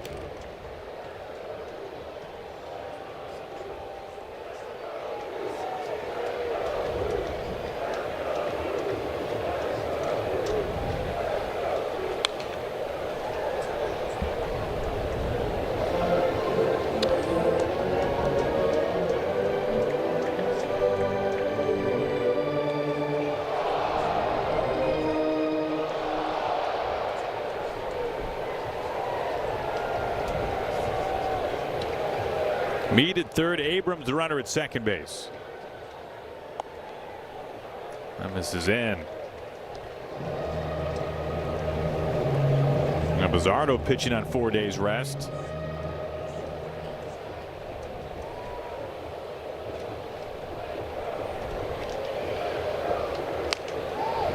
Bat broke. I think that actually hit Meade. A little splinter of it.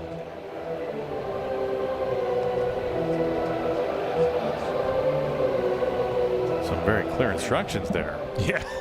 What was that all about? Please save this. You have no idea how valuable this is. On our Snoqualmie Supermome, right up the end of the bat.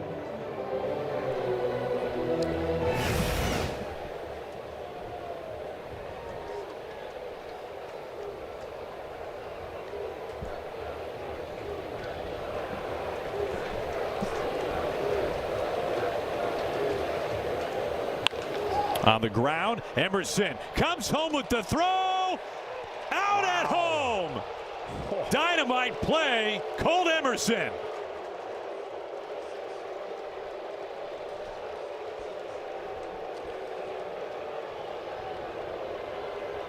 Just took a run off the board. How about this? Washington is challenging the out call at home. Yeah, and you figure they're going to challenge, but look at this. To his left, onto one knee, quick transfer, perfect throw. Wow. We're getting another look at this. Is he going to challenge it?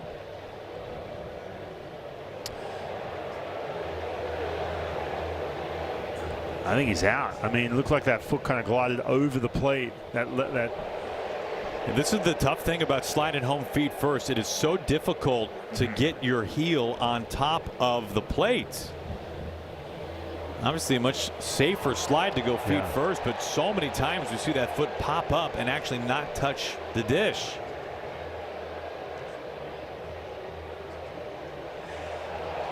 And the advantage the Mariners have obviously is the fact that the play was called out to begin with, which is going to help.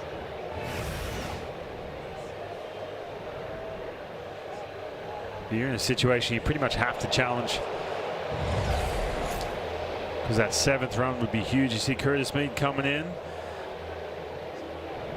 Watch that left foot. Yeah, I don't. After review, the call in the field stands. The runner's out. Washington will. Yeah, nothing that we saw could overturn what was called on the field. That's an unbelievable play. Look, you drop down to a knee. If you call Emerson, you come up.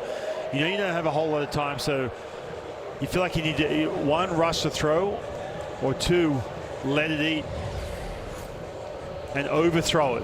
But look at this. This is so smooth. Drops to the knee. Boom. Quick transfer. And doesn't try and overthrow it. makes a perfect throw, man. What a huge out that is. Keep this game close.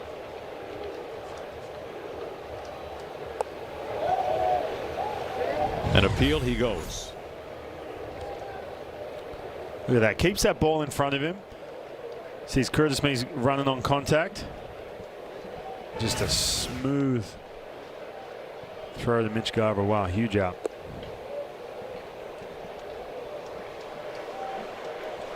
Thrown a man out at home and also hit a 2-run homer today.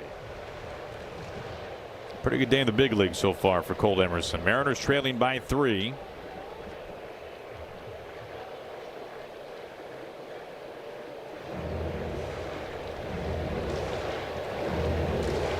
Mitch making sure the pitch com's working. That soft part of the lineup right here. Jose Tena at the plate. 2 outs, runners on the corners. Grounded foul. Cruz was off and running.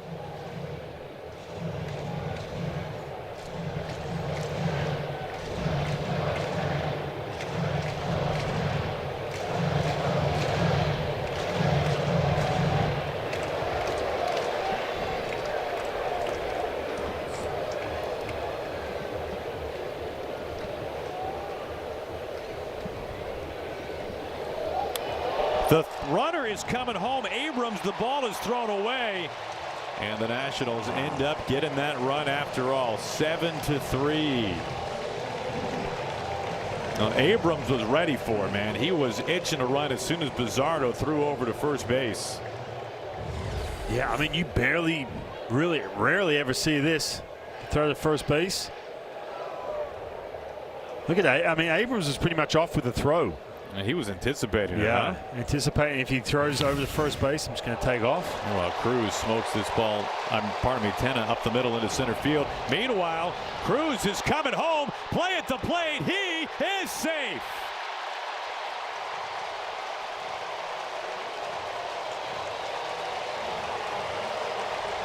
I get the feeling Dan's going to challenge this play here in the 7th. This is what that speed from the Nationals will do to you. Talk about all that offense, but they can run as well. They've got so much speed down the bottom of this lineup.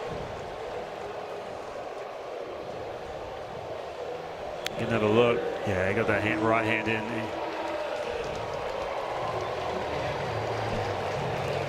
Oh, look at that. Just didn't break stride at all. Nice little swim slide right there. Get that right hand under the tag. 8-3 now, Nationals leading.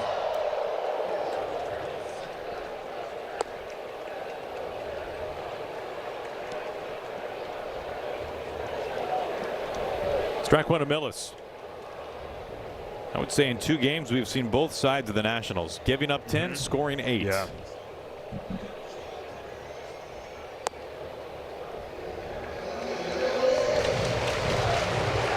And you think about the way they've done it too, taking advantage of some of the errors, right? That first inning, you get that error from Josh Naylor throwing the ball away. When Luis Castillo was trying to cover the bag, they ended up scoring 3.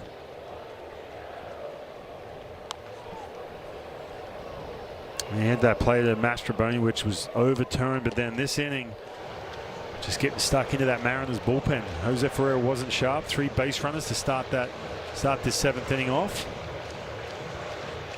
It's been a sloppy day defensively for the Mariners.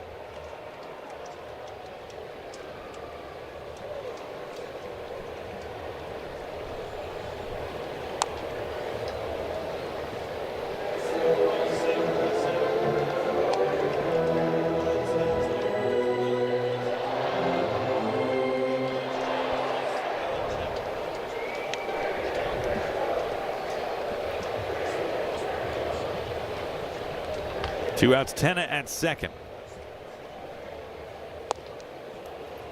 A strikeout to Millis to end the inning. Suddenly 8-3 Nationals in front. We go to the 8th.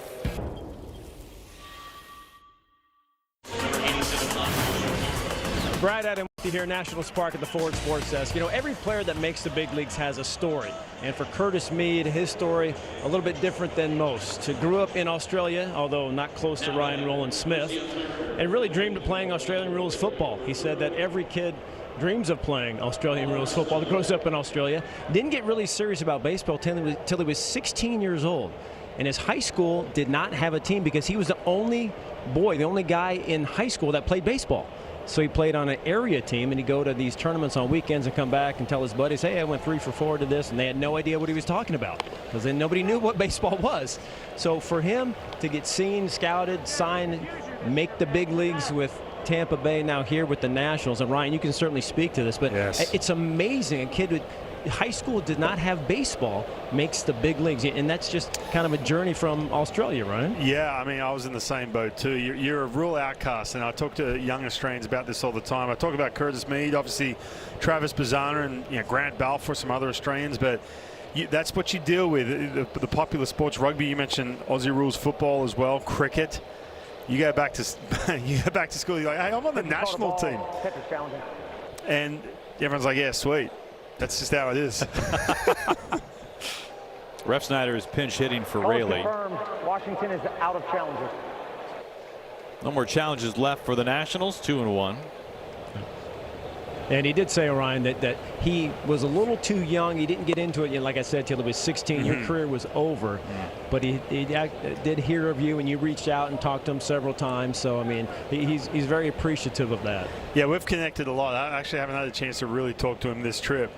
But, yeah, crazy story. And sometimes he talks about the advantages he had getting into it late.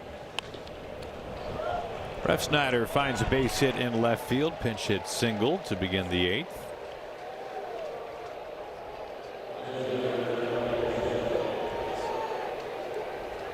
That brings up Canzone. Now, pretty cool that Australia is represented by a couple of guys here in the big leagues. Yeah. Bazzana, the #1 overall pick, now up in the big leagues with the Guardians for some time at this point. One thing I did say to Curtis, and Brad's had a chance obviously to get his backstory, but the crazy thing is, look, we've had some pitching. Graham Lloyd with the Yankees, couple World Series rings. You got Grant Balfour was an MLB All-Star, but on the offensive side, there hasn't been a whole lot of staying power, right, with some of the offensive players. Canzone on board for the 3rd time. I said to Curtis Mead when he was a big prospect coming up, he just made his debut, and I said to him, you realize the last Australian to have 400 at-bats, not in a season but in a career, was Dave Nilsson back in the late 90s. He said, I didn't know that. And that's how tough it's been with some of our position players to have any kind of staying power, to be an everyday player. And obviously Travis Bazzana is a big one, but Curtis Mead now getting a chance to play every day here with the Nationals is pretty special. That is cool. Very cool. Yeah. We've got a pitching change with 2 outs and 2 on and nobody out here in the 8th inning. There. Welcome back, Brad, here at the Ford Sports Desk. Brad warms up for the Nationals, and while he does that, we can show you the upcoming calendar for your Seattle Mariners. This long road trip, 10 straight games. East Coast, 3 cities, comes to a close tomorrow. We're on the air at 10:30. Off day Monday, the Mariners' big CF golf tournament. Looking forward to that. 3 against the Orioles. Just saw them split a 4-gamer. And then Friday night, Saturday, Sunday, Father's Day Sunday, they're against the Red Sox. Remember, on the 19th, the big day, it's Aussies and USA soccer at noon. Big watch party across the street. Juneteenth, there's fireworks. It's just going to be a big day, historic day there in Soto, with the Red Sox and Mariners capping it off at night. Yeah, counting down to that one. This is going to be a fun weekend at T-Mobile Park. Brad Lord is on the mound now, and his first pitch to Robles is in there for a strike. Mariners are trailing by 5 in the 8th. They have the first 2 men aboard, Ref Snyder and Canzone. I see the ERA 2.3. Brad Lord gets a ton of ground balls. You can see that sinking fastball. Here's a ground ball over to 3rd. Mead has it short way to 2nd, and not a foul ball.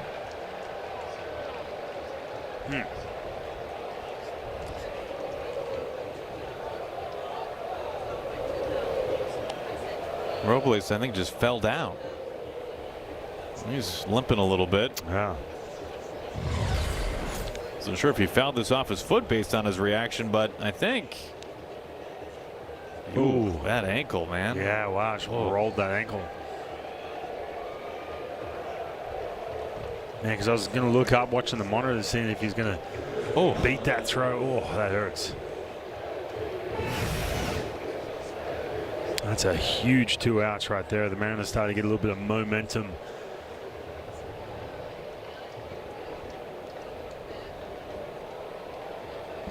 So here's Mastroboni, suddenly 2 away and a runner at third.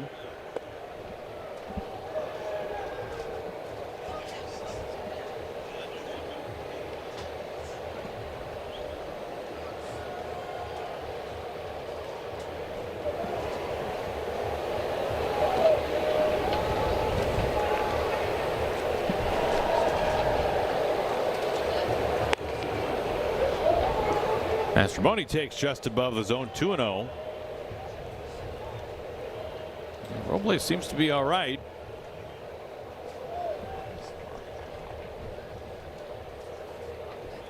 Yeah, that did not look good when we saw those replays.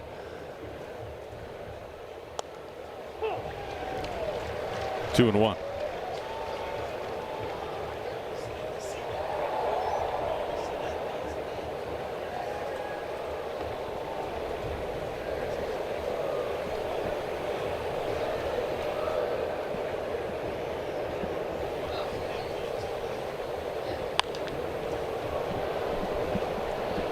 Two and two.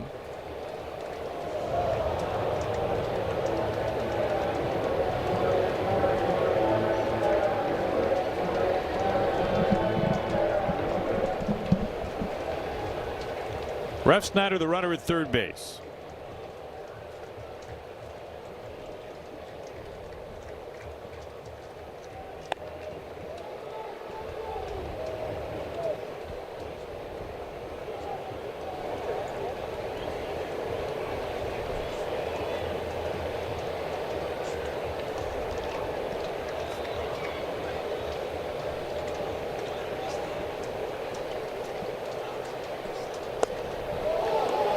Mastroboni draws the walk. Runners on the corners. Man, they've been pressing this inning. Just Victor Robles with that double play, man, just took the wind out of the sails of any kind of momentum with this offense. It's been that way this, today with the Mariners. Just really nothing doing outside of that big fifth inning. You get that home run from Cole Emerson. Yeah, Mariners were in striking distance in the seventh. They had the bases loaded, but stranded all three runners. They were down by just two at the time. Mastroboni swipes second base.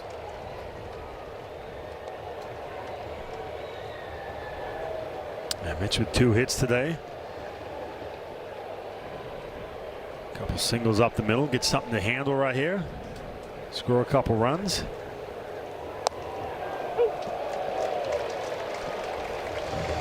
He falls behind 0-2.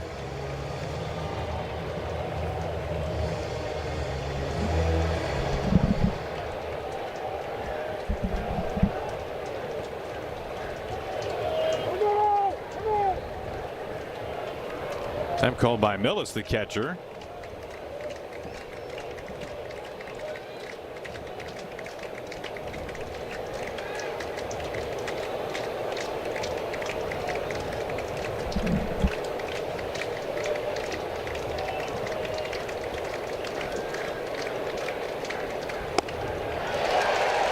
Garver strikes out. Mariners strand a pair. We go to the bottom of the 8th inning. For you. Today's Overlake Medical Center scoreboard, 8-3 Nationals.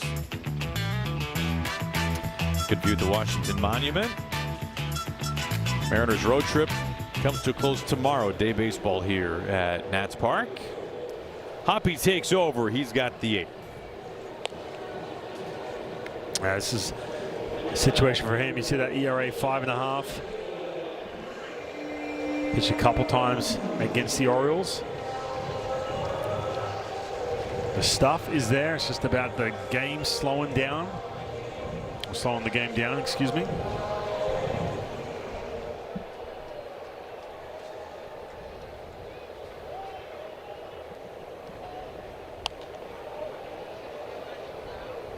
Nasim Nunez fouls it away for strike one. 9-1 and 2 are due up.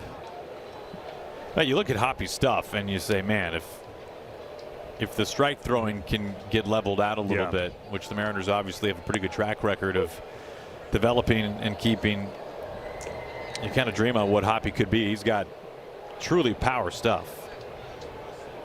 Yeah, a ton of downward movement on that sinker. The slider's real depthy. It's not really side to side. But you see that? We saw that back in Baltimore, where he's just trying to do a little bit too much. That was a slider right there. Throws about 55 feet. There has to be a natural tendency for a young pitcher to try to make a pitch nastier in his early weeks in the big leagues versus at some point in the minors, right? Like, oh man, I'm facing this major league hitter. I got to really trick him now. Yeah, that's exactly right. So you get to a situation where you're working your way through the minor leagues, and you feel like you're on a level playing field. You get to the big leagues, and you get all these scouting reports, and sometimes too, when you're hearing so much about some of these hitters, I mean, you may not even know a whole lot about Nunez, for example, who you're facing, but you get all this information like, wow, okay, I have to put more emphasis on his ability to hit. And it can get in your head, get in the back of your mind a little bit. Does not go. It's a full count. You know, on the flip side, some guys, are not oblivious to it, but they get to the big leagues and straight away you land that one pitch, you get that swing and miss. You're like, oh, okay, my stuff plays here. I was talking to Nick Davila about that today. I said, what was that point for you where you said... Strikes him out at 97 upstairs. I said, what was the point when you're in the minor leagues? Because remember, Nick Davila, for example, was a guy who was with the Tigers, got released early, signed with the Mariners as just a minor league free agent going into minor league camp. And he said at that point, he still kind of thought, I'm just filling in space in A-ball, AA. And then all of a sudden, he got a chance to back up. He was in spring training. He came in early with the Mariners. Luis Castillo was out in the second innings. He had to come and cover some ground, but he was facing the Padres. It was Machado, Tatis, says Nick Davila. And he got a couple strikeouts, a couple swings and misses. He's like, hold on a minute. All right, my stuff can get these, this level of hitters out. But sometimes it takes that. And then obviously you get here and it's a bit of a learning curve, that's for sure, to get settled in with everything else going around you besides making pitches. Davila just picking up his first big league save on a road trip where he didn't even have any luggage. That's right. He was out buying shirts yesterday. Brad, what do you know about the Nick Davila suitcase situation? Yeah, what a crazy story for Nick, right? He goes, from his anniversary dinner with his girlfriend to getting called up, going right to the airport. Had a clubby from Tacoma, the Rainiers, meet him at the airport. No time to go home, no time to get any clothes. So wore the same clothes for like 3 days in Baltimore. And he said, you know what, I broke down and I bought a pair of pants and like 2 shirts here in D.C. And it got me thinking, guys, like the 3 of us, like a survivor question. Like which one of us could last the longest wearing, the same clothes, same polo, day after day after day? It's a nice strikeout to James Wood. It's not, hyphen is eliminated immediately. Absolutely. Well, yeah. Hyphen doesn't even get off the boat. What do you mean? He doesn't even try. You couldn't last one day. Explain yourself. You just couldn't last one day. Well, first of all, hang on. By the way, the other 2 of us have great conviction and agree on this, but you can try your rebuttal. Well, here. I thought maybe Goldie, you would point to the fact that we did hit the sites yesterday trying to do some taping of opens, and I was sweating through that blue shirt to the point we had to switch it to what we're in now. Is probably what you're referring to? You weren't the only one, but it was a good decision to change for both of us to the 9th. Michelin, motion for life. Oh, this was pretty cool. Last night across the street from T-Mobile Park at Victory Hall, the watch party for USA versus Paraguay. Man, what a packed house. A 23-foot TV outdoors. Mariners will play tomorrow, and then Monday is an off day as Colt Emerson leaves it off. In fact, on Monday, that off day for the Mariners, that's when World Cup play will begin in Seattle at Lumen Field, or Seattle Stadium as we call it during the World Cup. It's Egypt versus Belgium. So all that World Cup action coming to Seattle on Monday. The Victory Hall will be having watch parties the whole time, so pretty cool vibe down there. And then the Mariners homestand begins on Tuesday.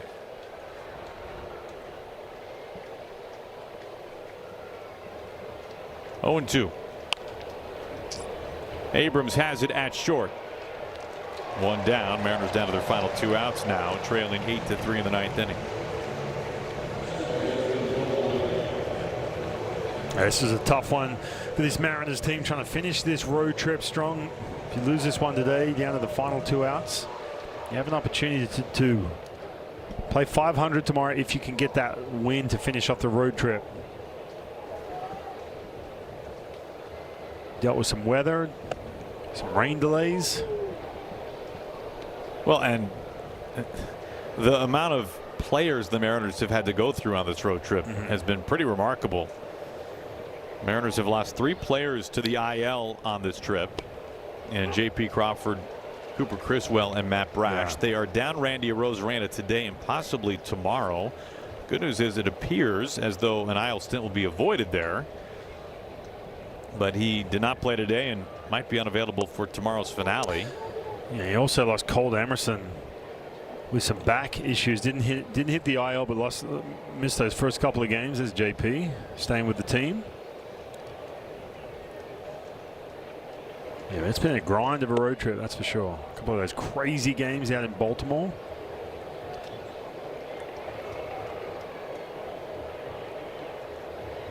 Three balls and a strike to Cole Young, trying to reach for the 3rd time today.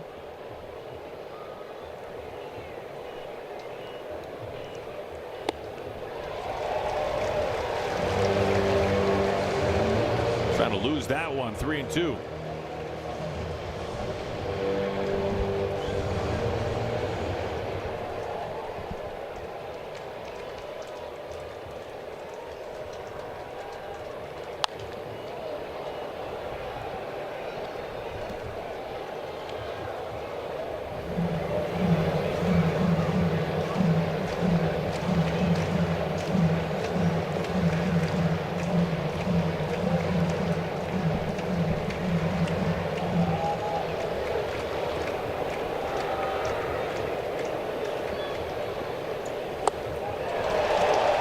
Two down.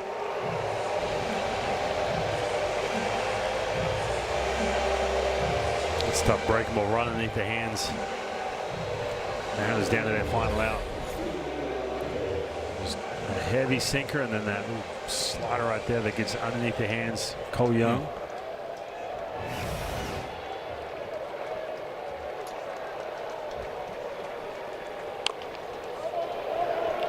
Julio fouls it off his lower half, strike 1.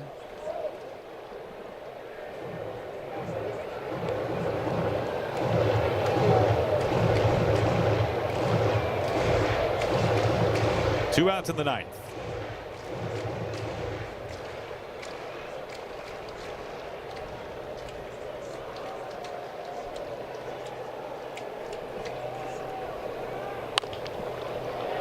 Over to third, Meade has it. The Nats take game 2, 8-3 the final score. Mariners scored a lot of runs last night against a Nationals team that has struggled to pitch it, and today you see the other side of the Nationals, a team that can really score runs with the best of them. Yeah, it's a real uphill battle. They made the Mariners pay for some sloppy defense in that first inning. A couple of unearned runs against Luis Castillo really put him on the back foot. He started to get into a nice little rhythm, and then all of a sudden, again, the Nationals just showing some of that offense. You got the thump, you got some big threats, but you also got some of the speed as well. This was a tough one to game 2 here in DC. Get another chance tomorrow to tie up this road trip. Rubber game tomorrow, 8-3 the final score. Emerson Hancock on the mound in the series finale tomorrow afternoon from DC. Mariners postgame begins in 2 minutes.